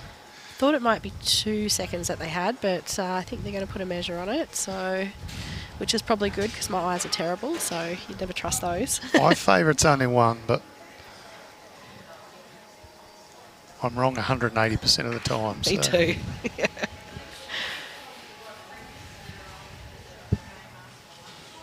I like, though, the fact that they've just gone straight to the measure instead of trying to sort of do the finger the finger measure. Will they hold up there? Confirm one. Firm one, yeah. Oh, there you go. There's the percentage of the time when you are right. Oh, I missed it. Was it on the screen? Sorry? What was it? Oh, because it was one, and you said it looked like one, but you're Oh, wrong. that was the one 108%. time that I've been Yeah. right. Okay, so I'm going to get everything wrong now for the next 6 or 8 calls. Yeah. That's all right. Everyone loves hearing it at home anyway. What was the Warrnambool score again? Someone was talking when you said a few moments ago. Okay, so Warrnambool are in big trouble. They are trailing 10 to 43. Wodonga having a day out over there. Give you some of the other scores. So Deer Park 26, Ballarat Highlands 19, which is Victoria. So Deer Park 26, Victoria 19. They played 26 ends. Warrnambool 10, Wodonga 43 after 24 ends. Mornington Peninsula, which is Frankston, they're 36. Kahuna 17 after 22. Newborough 24, Bendigo 23 after 25. So Close game. one shot the difference there. And Ocean Grove doing Ocean Grove things. They're playing Wimmera. I'm not sure which the team is from there. They are. Ocean Grove are currently leading. We've got 32 to 14 over Arradale. They played 25 ends. So good, close game between Newborough and Bendigo. We'll keep our eye on that one. Yeah, well, we were talking about that side of the section earlier, and we're sort of saying that, you know, you probably think Bendigo and Ocean Grove would be the sort of the favourites. But I think that Newborough team, and it was even put in on the chat actually, I think a few people put in the comments saying that, you know, Newborough would be up and about and around. So, yeah, they're definitely doing the people at home justice. Because, yeah, they're really taking it to Bendigo, who we probably sort of would have thought would be a little bit more favoured in that side of the section. So it's really good to see. They generally perform very well here at the Champion Estate Pennant. And I mean, to win down in that Strzelecki region as well too, there's some very good sides. Traralgon's always very consistent in there. They've got like a lot of good players. And Druin as well, strong.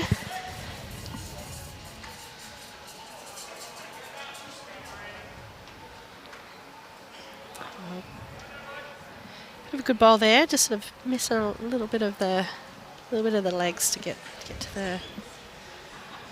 the jack high.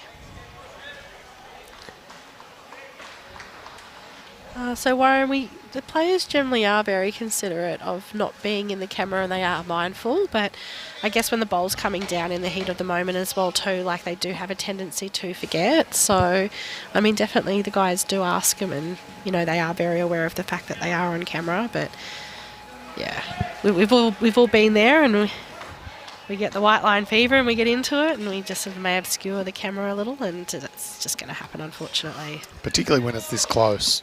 Yeah, well, that's it. It's a really big contest out there. The fact that they are so invested in it is a good thing. Yep. So We do remind them, though, as Sarah says. And look, when you're on the stream, you know you're on the stream rink. You try and it's in the forefront of your mind most of the time to not be in front of the camera, but, you know, bowls things happen, and it happens. So Margaret Brando's going to need a little bit of fortune here, and she gets exactly that. It was her own bowl, so it's a 2-bowl plan. She Of put that course, one there yes. to work on for the next one. So. I should have never doubted, but they're holding 2 now regardless. They don't draw pictures on the scorecard.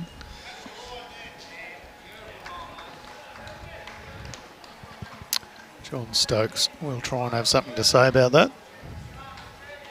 Yeah, well, they've got a few options. I mean, you can still get in on that backhand, the ditch hand. Like, I'm surprised they're still not trying to do the draw around the corner there. Even just to cut it back, you know, like sometimes it's not always about getting the shot, especially when it's this close. You sort of maybe just want to play that open hand and get the second shot, and, you know, work on owning that hand and giving yourself the options rather than trying to get the shot and playing that hand which isn't playing as well. So I've seen Jo Martin do it here. See Jo Lovely showing bowl. it can be done. She's been playing very well these last half a dozen ends. Oh, she's bowled amazing. Yeah. I haven't seen much of her bowling before, but yeah, I'm very impressed. She's a runner-up in a state mixed pairs with Bradley Lancaster last year. She made a couple of region finals and was there at Bendigo East last week. She's a very handy player, Jo. Yeah, I've definitely seen her, especially her name around a lot as well too. Yep.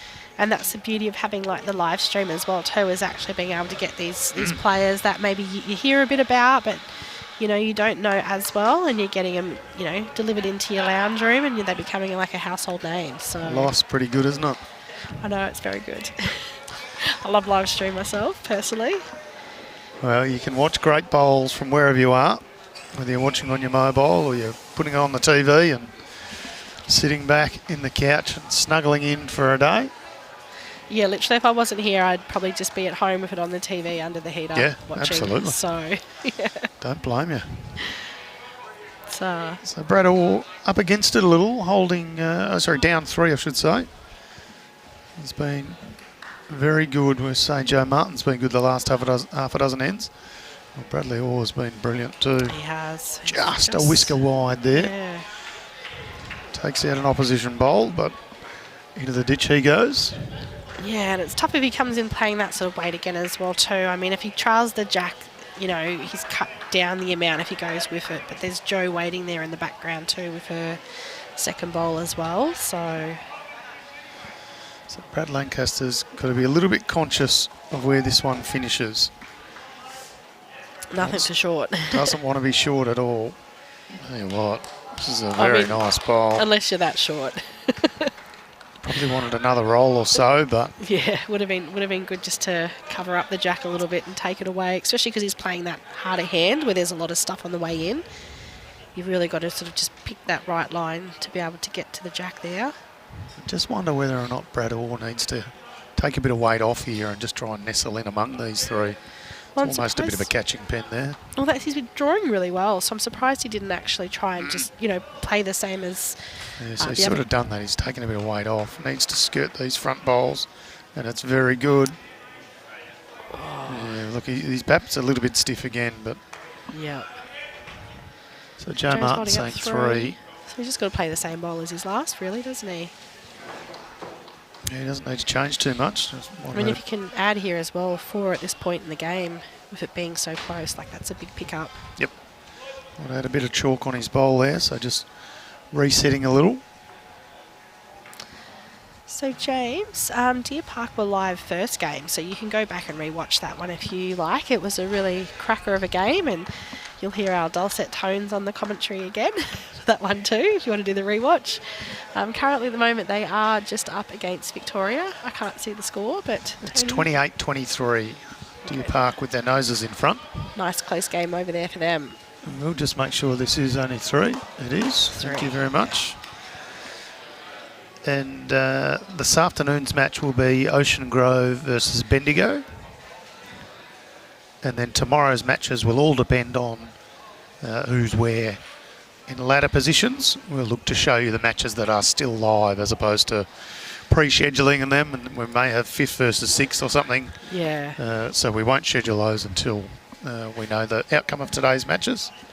Yeah, because as much as we'd love to show the variety of all the different sides that are playing, we definitely want to still see like a very quality competitive game that sort of is going to have an effect on the outcome of who's playing in the finals. So. Spot on. So 3 matches a day, 8:30 in the morning, 11:20. Noting that we did start about 5 minutes late for this match, and then 2:30. Tomorrow will be the exact same, rounds 4 and 5, the 8:30 and 11:20 time slots. And then the final will kick off around 2:30 in the afternoon. How spoilt's everybody at home? I know, I know. What more could they want? I know, right? It's like Christmas in May.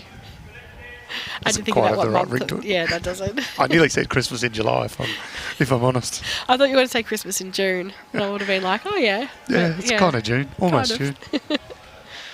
So. All right, Macatruan's had a bit of a tough day today. I don't think he's been at his best. This is not a bad correction here. Sits the bowl of Mike McKay out. Well, it's sort of the first time, and I think the leads have sort of, I don't know, just thought about it. It's the first time sort of where they've rolled the jack and they've been passed. So I think maybe they're sort of getting the feel for the jack roll to the bowl roll a little. And I think as well too, there's been a few ends where their bowls have been a little bit short, and it's sort of made it a little bit more trickier for those coming past them. So, you know, as a lead, you sort of have a conversation with yourself and you're like, look, just get the first one passed and correct from there. So looks like always easier than going the other way. Exactly. And it's easier on everyone behind you as well too. Yeah. So. Yeah. Oh, well, it looks like he's corrected well here. Making a lay out of me, it's just whizzing past again. Yeah, not a bad spot to finish though. It's a very good spot. Too many people, too many skippers complaining with that. No.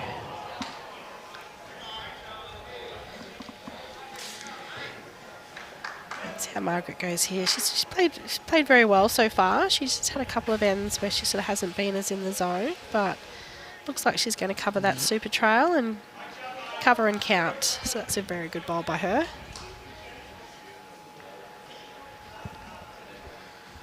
Well, as much as Warrnambool are making a slight comeback, they are still right up against it, against Wodonga. For those that have been following along, they've really struggled to score. They were sat on 5 for a very long time. One rink on 1, one rink on 3, and the third rink on 1 shot. They have just piled a few back on, but still trailing, as I've now got people all over the scoreboard. I think it's 43 to 14. All right, see if Margaret makes the correction here. So just had Gary put in another little one back there for the trail. Yeah, it's 2 good bowls from Margaret. Joe gives her a little high five. It's good to see the camaraderie in the rinks. Yeah, it's one of the best things about this event. These people play together day in, week in, week out for 15, 18 weeks, whatever it may be, in their respective competitions. So they all know each other's game pretty well. They're very much invested in becoming the champion of state pennant. Yeah. So looks like 13 to 47 on that Wodonga v Warrnambool game, which is an amazing turnaround. Wodonga struggled a little in there first, and Warrnambool could do no wrong. Oh, Joe. Speaking of doing no wrong, Joe Martin. So it just sort of really takes out that sort of trail that they had on there now. So they probably might play a little bit more weight now, a little bit more attacking. She's sort of covered up the jack a little. Yeah, I reckon Johnny Stokes might be regretting that one out of the hand, just a touch narrow. Yeah. Had the speed, is doing what Brad Orr asked him to do, to try and peel the jack off. Back to the two waiting aqua speckled bowls. Or even the red speckled. Well, that'd be handy too. They've got like a nice little wall there, which Margaret's bowls are interrupting. So Yeah, Joe Martin wisely provides a bit of coverage out the back. Good call from a skip. They're sort of coming in on that hand. There's a good chance the jack's going to end up over that side. All right, let's see if he's made the correction here. He's put a little bit more grass on it, but it could just hold out actually. It's coming, but it's not going to quite get there quite. enough. Good effort. Yeah, he played good weight on it. It's still in play, this one. The last one sort of ended up in the ditch, whereas this one it's still on the green. So, and it's ended up over the other side of the head where they didn't actually have a bowl. So Skip will be happy with that one, you'd hope.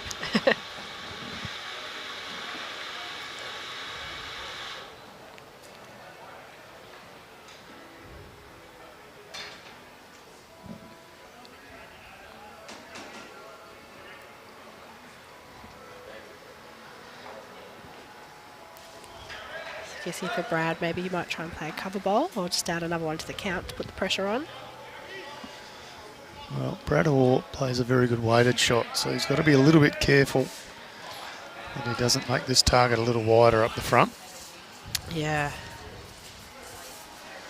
Looks like he's just trying to play a cover, but he's just put a little bit too much mustard on the sandwich, so... He looked around. I was very careful not to say anything then, but he looked around with his hand over his mouth. He goes some big wide eyes like, what? So Janelle's saying Joe is on fire, and I absolutely agree. Good call, Janelle. She is bowling amazing. What does Ori do here? Doesn't look like he's shaping up for big weight, so... Plays that really nice finessey weight well, so... It's a bit more turn on his bowls than what he gets on John Stokes. Yeah, well, I noticed that before with his bowls. Ooh. It's probably not the ideal result. Just flattens out the Joe Martin bowl, so... Yeah. Probably changes his shot, actually. Probably maybe we'll go a bit more flat out with it for the next one. So I guess with Brad too, that probably makes his back one staying on more crucial. I haven't seen a dead end yet in this match, but this could be the one. Brad Orr, when he steps on the mat in a minute, may try and attack Joe Martin's bowl, get the jack back. See where it pings from there. Well, the thing is as well too is if he kind of gets Joe's fat and the jack contacts, if it goes onto those back ones of Margaret's, it could even come forward. Maybe that's what he was anticipating with that last bowl. Could be. I'm not going to say that he put down a short one. It was tactical because the jack could come forward. Yeah.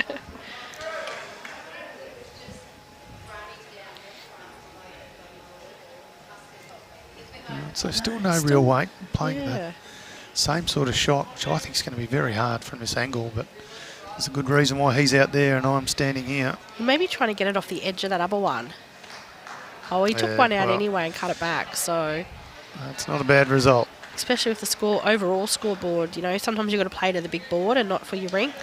Play the smarter shot. They picked up 3 of the last 4 ends, though, this Lakes Entrance outfit. Trailing now by 1 shot on this rink. Got the overall board going in their favour. Well, it's kind of the difference, really, because it was sort of this rink that was sort of up, that was, you know, keeping them so close on the overall. So... Brendan Addison continuing his rich vein of form. Now he's out to a 9-3 lead.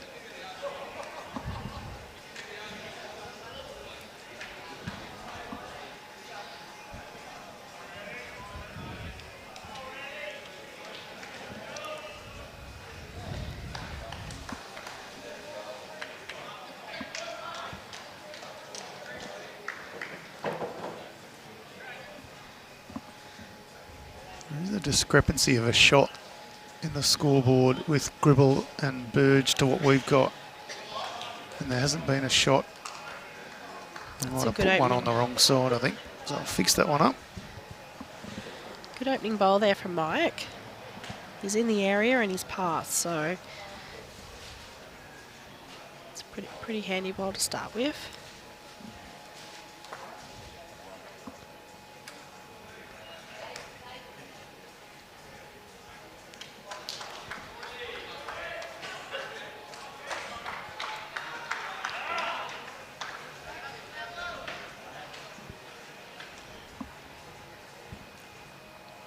Actually, one thing I really noticed when I went to get the scores before is there's just so many spectators around. Like, there's not really anywhere to sit on those N2 greens because they're all taken up by the spectators. So it's really great to see so many people out.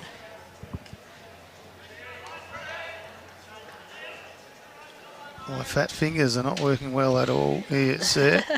It is 7-3 on the Gribble Burge Rink, so it's been corrected now. So Lake's still in front by a shot.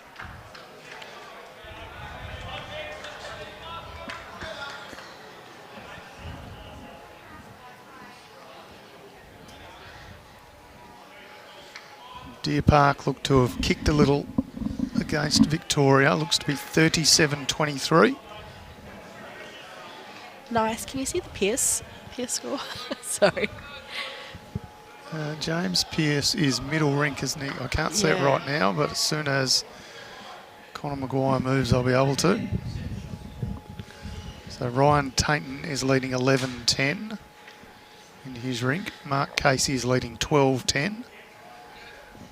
And the scoreboard on Snorkel's rink is 14-3 to James Pearce. So maybe I should just come and commentate the whole time. If I don't watch his games, he's winning. When I was over there, he was having a very tight game, and as soon as I walked away, so maybe I'll just stick to being the Bowls Vic intern for the weekend. So far, it's working. So Gary just got a little bit unlucky there. He got a touch of the jack, but he did kick it over to those two well-placed balls. Yeah. Good ball by Margaret Brando. Yeah, she's just turned that one in. So slight wider target's the only downside. It is, but you wouldn't think that they'd attack too early. But if he plays a similar bowl to his last, he's a chance of picking up the jack or even sitting the bowl with this one. No, they're attacking. All right. It's got them both. Oh. Just the one. Gee. Well played by Gary Russell. He's been impressive. I don't know how that wasn't both. Yeah. Looked pretty good all the way down. It did. Right, let's see what pain Joe can inflict this end. She might just be happy, they might just be happy with the couple that they've got there and look to put in the cover bowl early if they're playing attacking weight to it already.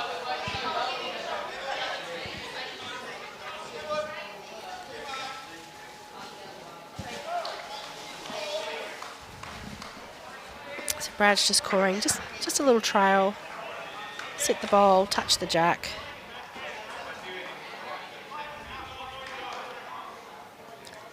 Can hold that line. It looks like he's just going to dip. Just going to cut under. It's got a bit of late turn there when you're towards the tee. Still there to be used as well. So he hasn't overplayed it, so it's in a very good catching position for his next bowl if he makes the correction and if Joe doesn't cover up the shot. Looks like she might just be covering. So not a bad spot there. That jack does move.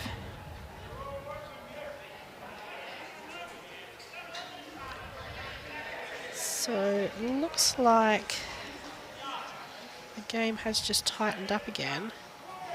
It's a touch wider, this one. Yeah. Just a touch too heavy. Yeah. For that line. Hung, didn't it? Yeah. After his last one just cut.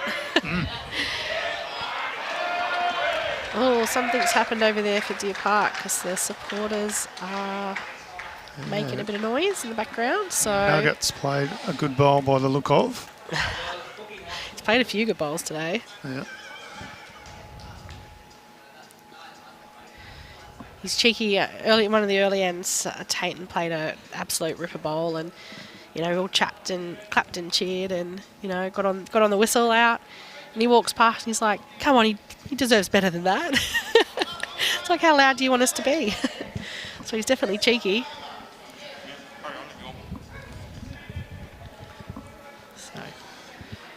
All right, we'll watch these last couple of bowls. Then James Whitehead shall return to the commentary position. Does that mean you're going to go get the scores for us, Tony? I am. Yep. I am. Looking forward to going out and getting an update on the Bendigo-Newbury game. Just a shot in it last time we looked. Yeah.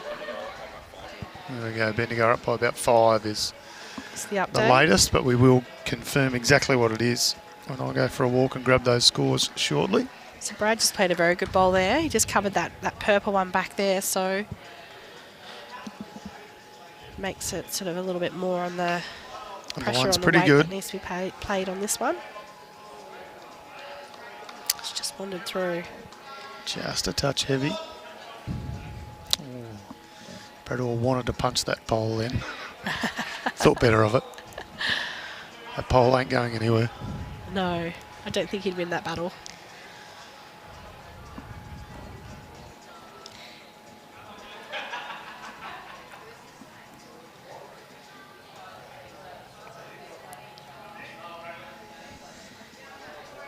Oh, what a bowl. Good trial. I mean, the line looked perfect all the way down. I just wasn't so sure on the weight, but I mean, look, like you said before, it does make a bit of a target there. So,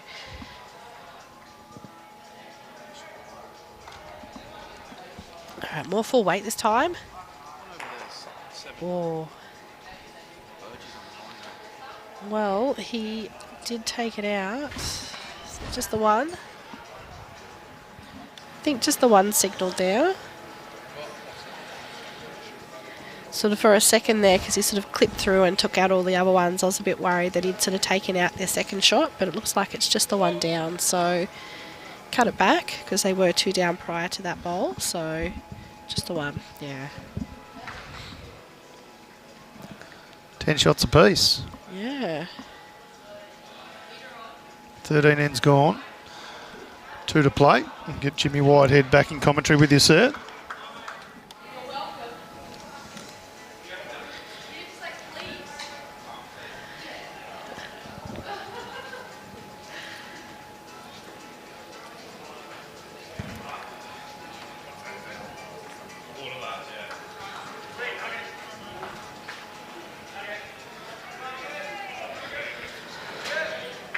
So Mike sort of found his range a bit more the last few ends. He's sort of been making sure he's up past the jack after doing the jack roll, and he's done well again, making sure that he's passed. There was sort of a few ends before where they were sort of dropping the bowls a bit short because the jack roll and the bowl roll being a bit different, but I think now that both the leads are sort of making sure that they're getting past the jack on their first bowl and correcting from there, and Mike's just done that very well.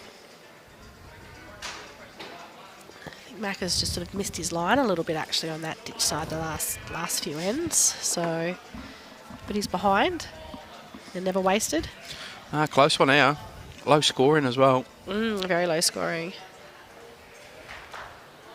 Especially the other two rinks like Gribble Burge, 10 shots, 10 ends.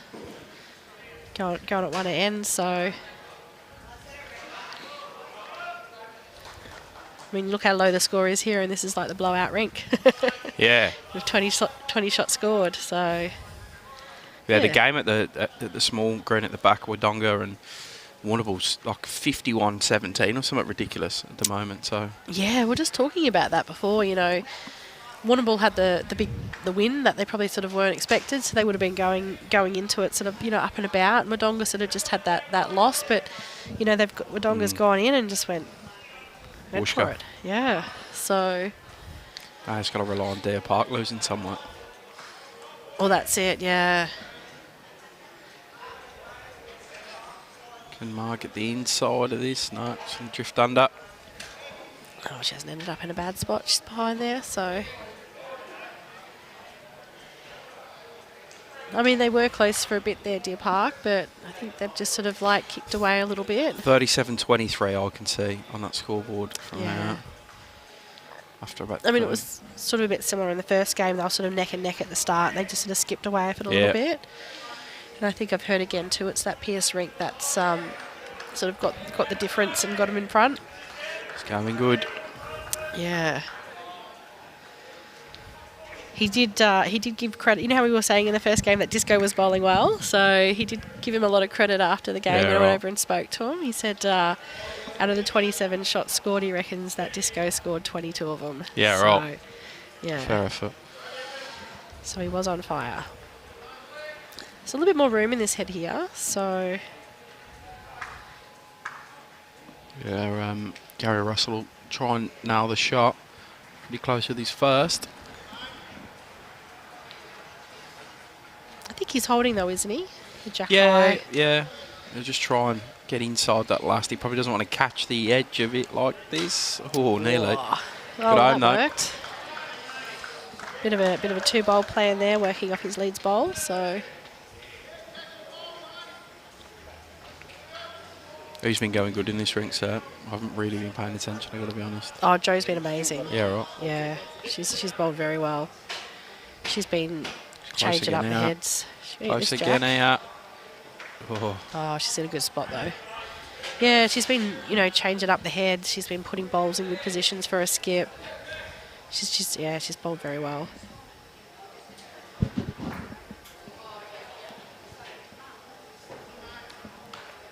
And then for the Shep Golf, it's kind of been a little bit more shared across. So the lead Macca, he was doing quite well when I first jumped on, and he's just sort of lost his line a little bit on that ditch side for the moment. Yeah, okay. And so Gary's been stepping up, and as a good two does, and he's been putting in some really good bowls then instead. So, geez, Joe plays the same bowl as the last. She has a chance to sit. She's just under. Brendan Addison's picked 3 shots up in the last 2 ends as they've updated their scoreboard now. I think that's the other way around, right? She's stuck with me. I can't quite see the Gribble Burge. Oh, I reckon that. I've definitely played 12 now. The Ballarat team going against Deer Park, Chris. I think we just said with that one. About 15 down, I reckon. About 15 down, yeah. So the Pierce Rink again is having a bit of a morning out. So I think that's kind of the difference. The other 2 rinks are having good tussles. So I reckon there's been a decent score go on in that end rink. We've got it as 9-3.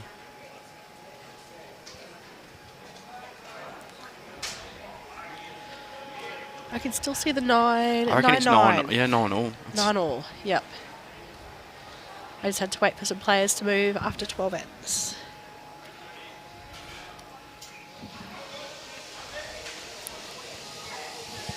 Puts Gippsland in a pretty commanding position going in the final throw as old Art McKay can get any more in the camera if he tried, but he's riding that bowl as hard as he can as well. Rode it pretty well by the looks of things. I think his So 9 shot the difference now overall. Makes entrance in front. I think he still might be 1, maybe 2 down there, do you reckon? Yeah. It's a good sider for his first bowl, and ended up in a good position, so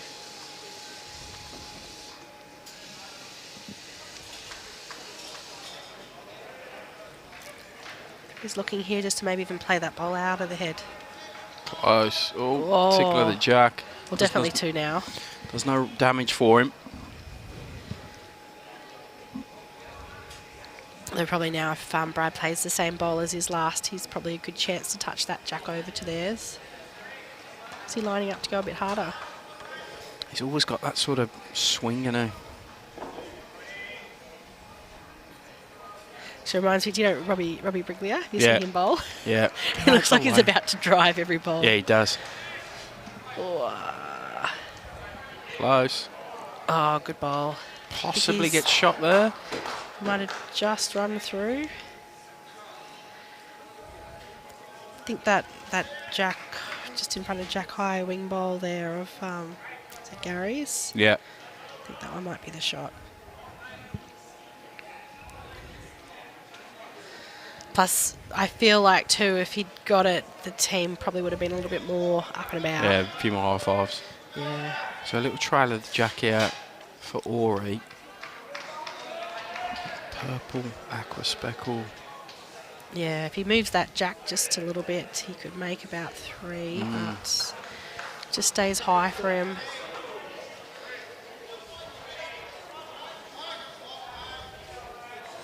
No wonder Shep Golf. So 11-10, last end in this one. They need some magic to happen. the team from Goulburn Murray. Well, on this rink anyway, I mean, the Lakes Entrance team, they're just playing too consistent. They've always got so many bowls in the area. You know, it's hard to see them making a number. You could sort of, you know, get everyone behind and then look to get the jack in the pit, something like that to sort of do it. But, I mean, at this level, your opposition are generally a bit clued on for that. Yeah, they'll get closer eventually. Yeah, and they'll put one in there. Your service is getting requested here, sir.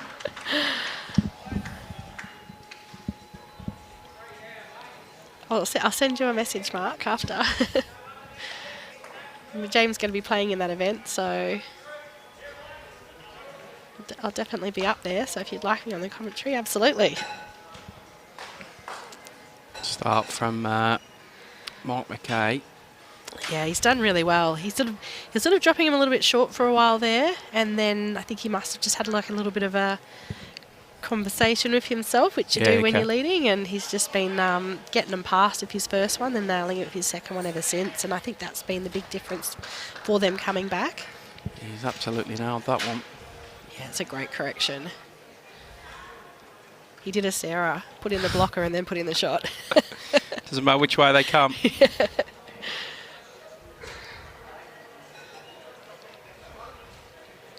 But I mean, at this stage as well too, like, you drop a one, that's fine. You've got a bowl in the area and one pass. You're not too disappointed with that. That's right. Right, so scores from around the greens. Geelong, which is Ocean Grove, lead Arrowdale 43-22 after 40. Bendigo have kicked against Newborough, so 26-39 the way of Bendigo after 35. Frankston lead Kahuna Golf 32-22 after 37.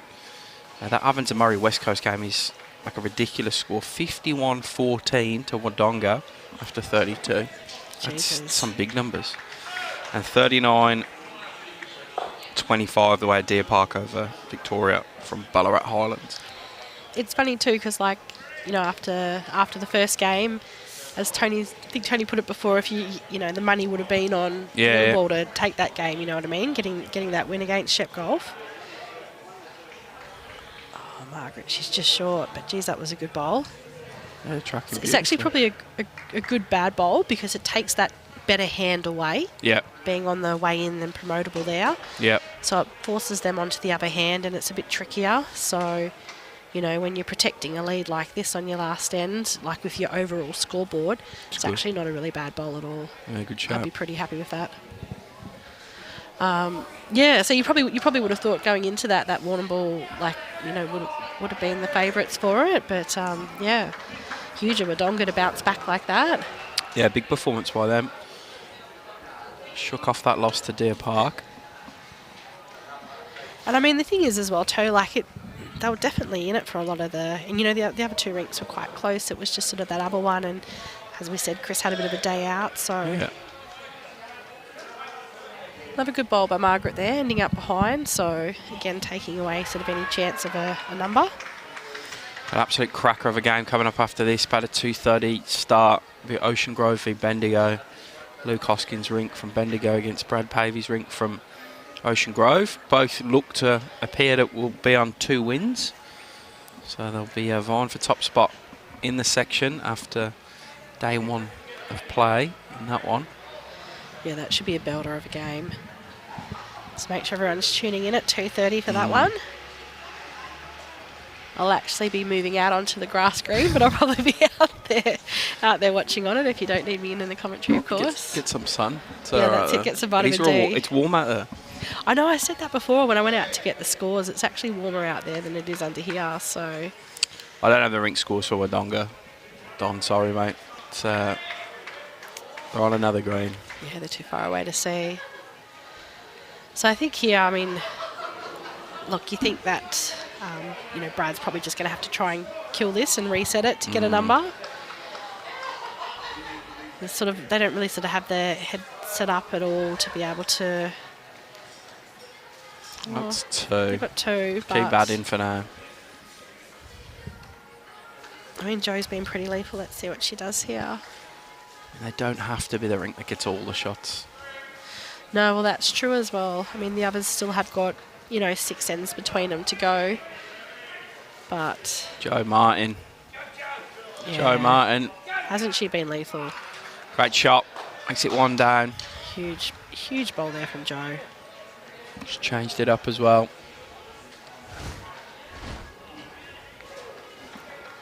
Sort of funny, we had Kylie in the first game who sort of, she really starred Yeah. as the girl playing third on the rink. Yep. And then we've got Joe, Doing it the again. girl playing third on the rink here as well too, starring. So I like to see that. Yeah. And I bet sure the lady listeners at home too do like to see the ladies doing well. So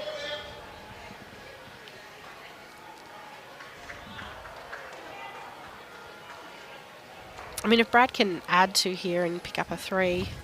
Yeah, it's the first brick in the fault back, but might be too little too late.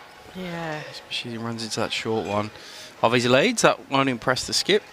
Never does. No.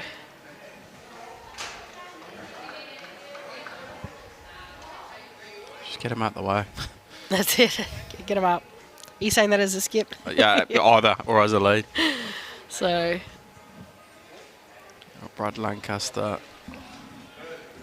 looks to be in and around, but just a touch quick, ever so slightly.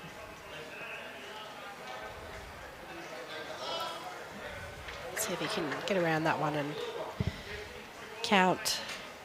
Just to give the other rinks sort of something to get towards. I guess though as well too, like when you've got close games like this and you've got a rink that's sort of quite down and it's sort of costing you the game, you sort of want to get them off first, so at least you know what the deficit is, so that you sort of have to get to and make up. It's the same thing again as what we saw this morning. That one rink really is forcing the overall. Yeah, and the other two not just being able to cover it. So definitely the difference in dynamic between a 4 rink contest compared to the 3 rink. Yeah, you've really noticed that, huh? Yeah, hugely. I haven't really watched a lot of bowls where it is like the 3. Yeah. So whereas like you were saying before, when you've got the 4 rinks, you know, with 3 other rinks, you can often cover that 1 rink that's getting pumped. But yeah. He's on a narrow line, Brad Lancaster here. He's probably going to look and need a walk of something, which he gets. Doesn't quite have the weight. And we'll shake hands on this rink with Wanda Shep Golf. They'll win this rink, but look to be losing on the overall. Just wait. I'll try and get them to update the scoreboards next door, because it might be all she wrote, depending on who picked up what, because there's definitely 2 more ends to go on. There's a lot of people in the way. Well, looking on that end rink, Skip just played quite a bit of weight, so that sort of says to me they're probably down on that one as well too. And I think in the middle rink, the Lakes entrance Skip just drew the shot as well too, so I think it might be quite tough here for Shep Golf to make those 7 shots. Give it another minute, because there'll be a few more ends to go on, which will probably leave us with only 2 to go, so then it might be game over by then, but we'll keep the stream going until we know for sure. Well, it looks like they've made 1 on the Gribble It was a ring. hesitant one and then a collapse, so Wanda Lakes entrance over there. So it's at least 10-9 with 1 more end to go on. And the middle rink, the Skip just played out that shot ball that Lakes just drew.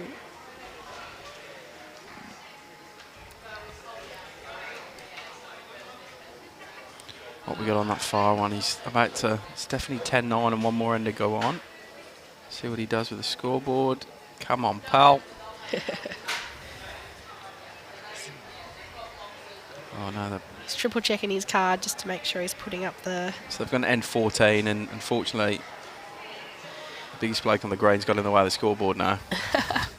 Come on, mate. 11-9, so it's another one. Through 14 on that far one. And we'll wait for the middle one, but it's getting close to being done, this one. What's the difference there? 9. with how many ends left on the last. Yeah, it depends what gets added on in this middle rink, which we've got 2 more skips bowls to come. One from Chris Ferguson, which is coming down now. About to come down.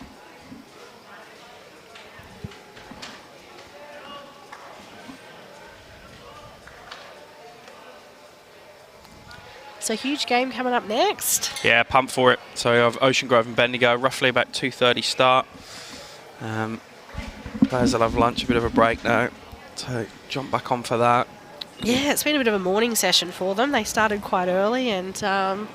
we used to do lunch after the first game, but it always felt so early. So early. Like quarter 10, 11 eating. It's that hard, fine line, isn't it? So I got really hungry then waiting for this second game, so I ate. So yeah, it's a tough one. You just got to make sure you pack snacks. Yeah. So, but yeah, I saw them, Moama, bringing out the lunches before for all the players, so they're well looked after. And then as a spectator as well too, they've had some very good food on, and 225 coffees they've done this morning. 225, yep. Right, they're updating the scoreboard in the middle. Well, Shep Golf's got them at the leads rolling the I'm jacks. pretty sure they picked a 4 up. But they got a 4 that could be interesting. 12, 8 through 14. So it's 5 across 2 ends have picked up. So there's still life in it here.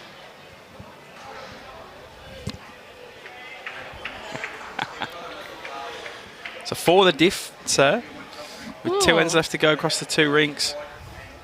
It's a big pickup from Shep Golf. I mean, I'd be up and about at the moment, yelling out, eyes on the main board. But it's pretty quiet. I know, I thought there'd be a little bit more happening from the Shep Golf guys. Like I said, for me, I'd be yelling it out and letting them know. 4 in it, 2 each. Yeah. Try. So a draw's a draw, isn't it? You don't. Yeah, a draw's a draw. Okay. In sectional 3 play. each. Well, 2 and a 3. Both all work. So.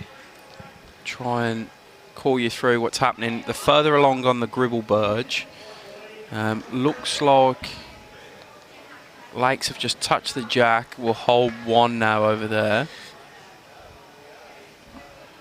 Yeah, Skip's giving it some chalk, and Lake's drawn the shot on the other game. They're at the Leeds Bowls. But it's only the Leeds Bowl, so there's a lot to come. So I wouldn't get too excited about that. There's a bit of room as well.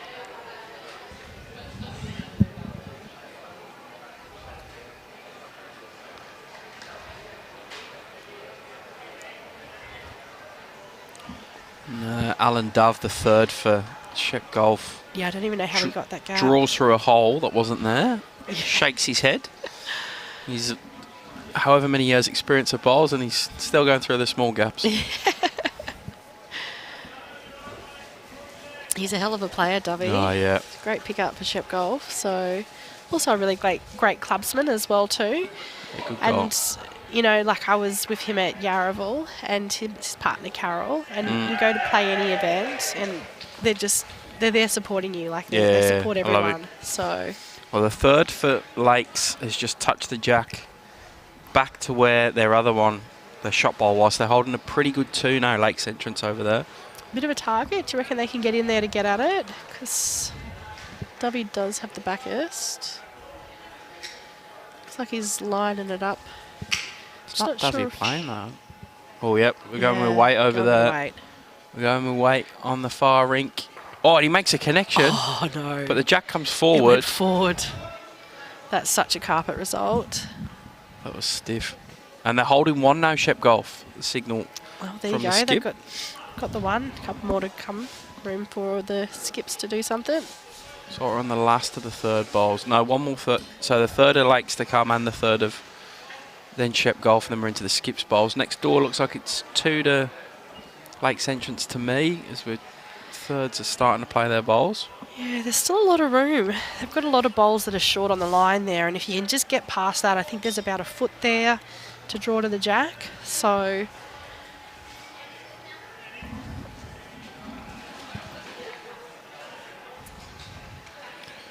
they miss on the far rink, that black and red bowl coming down, you see. As we get a walk up from one of the Lakes bowls here. So it's pretty nip and tuck. Sort of given the Shep Golf player a bit of a sider there now too. There's a little bit of hope for Shep Golf. Very small opening.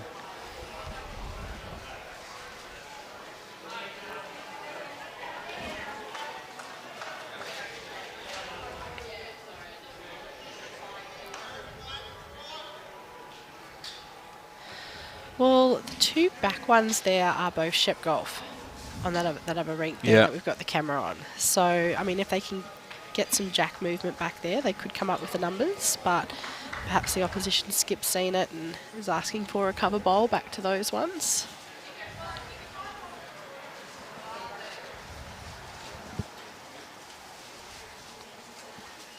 So there's a few players walking around, so it looks like a couple of the games might have finished.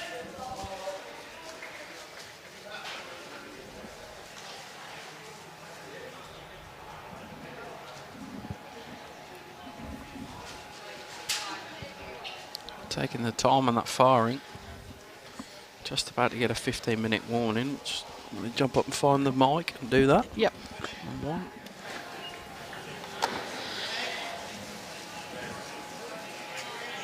Oh, what a bowl.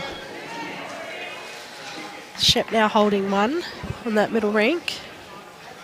He's just managed to thread a needle and draw between those two. And it probably also sets it up better as well too for the skip. Because if he did want to play onto that bowl and try and get it back to their other two to make a number, they do have that option. That's a bit of a result there. On the far rink, it looks like the Shep Golf player has actually played and got the jack and got it into the ditch. So at this stage, they are holding two because there is a yellow bowl that's gone back there as well. But the Lakes entrance skip and the Shep Golf skip both have two bowls to come. So there is a lot of room there to actually draw to cut it back from the two, from the Lakes entrance skip.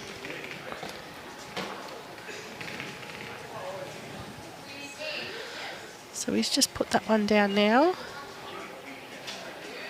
Looks like it might be a little bit shy actually. He's played good line, but he's not even quite at the head. So it'll be still two to Shep Golf by the looks of things over on that far rink. And at this stage, it's one to Shep Golf in the middle. So as it lies at the moment, Lakes entrance are one up overall.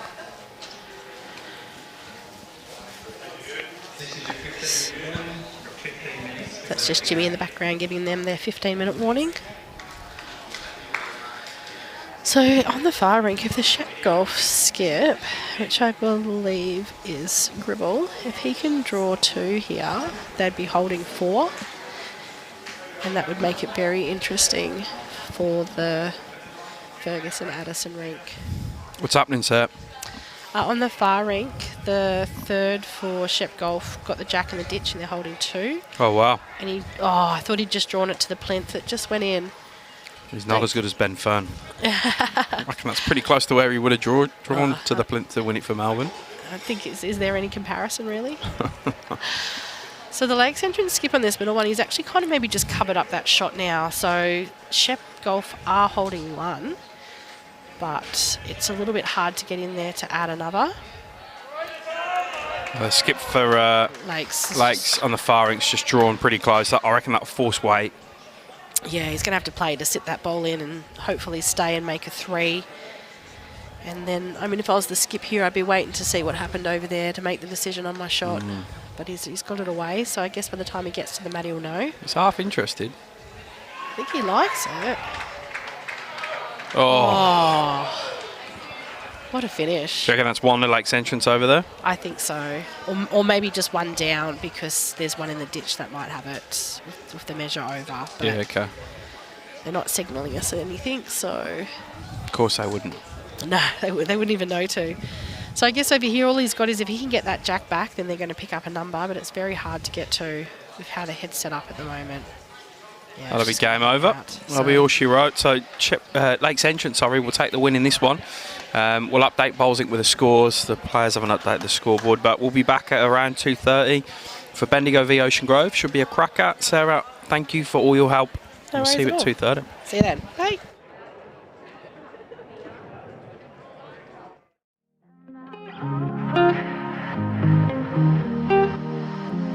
Bye.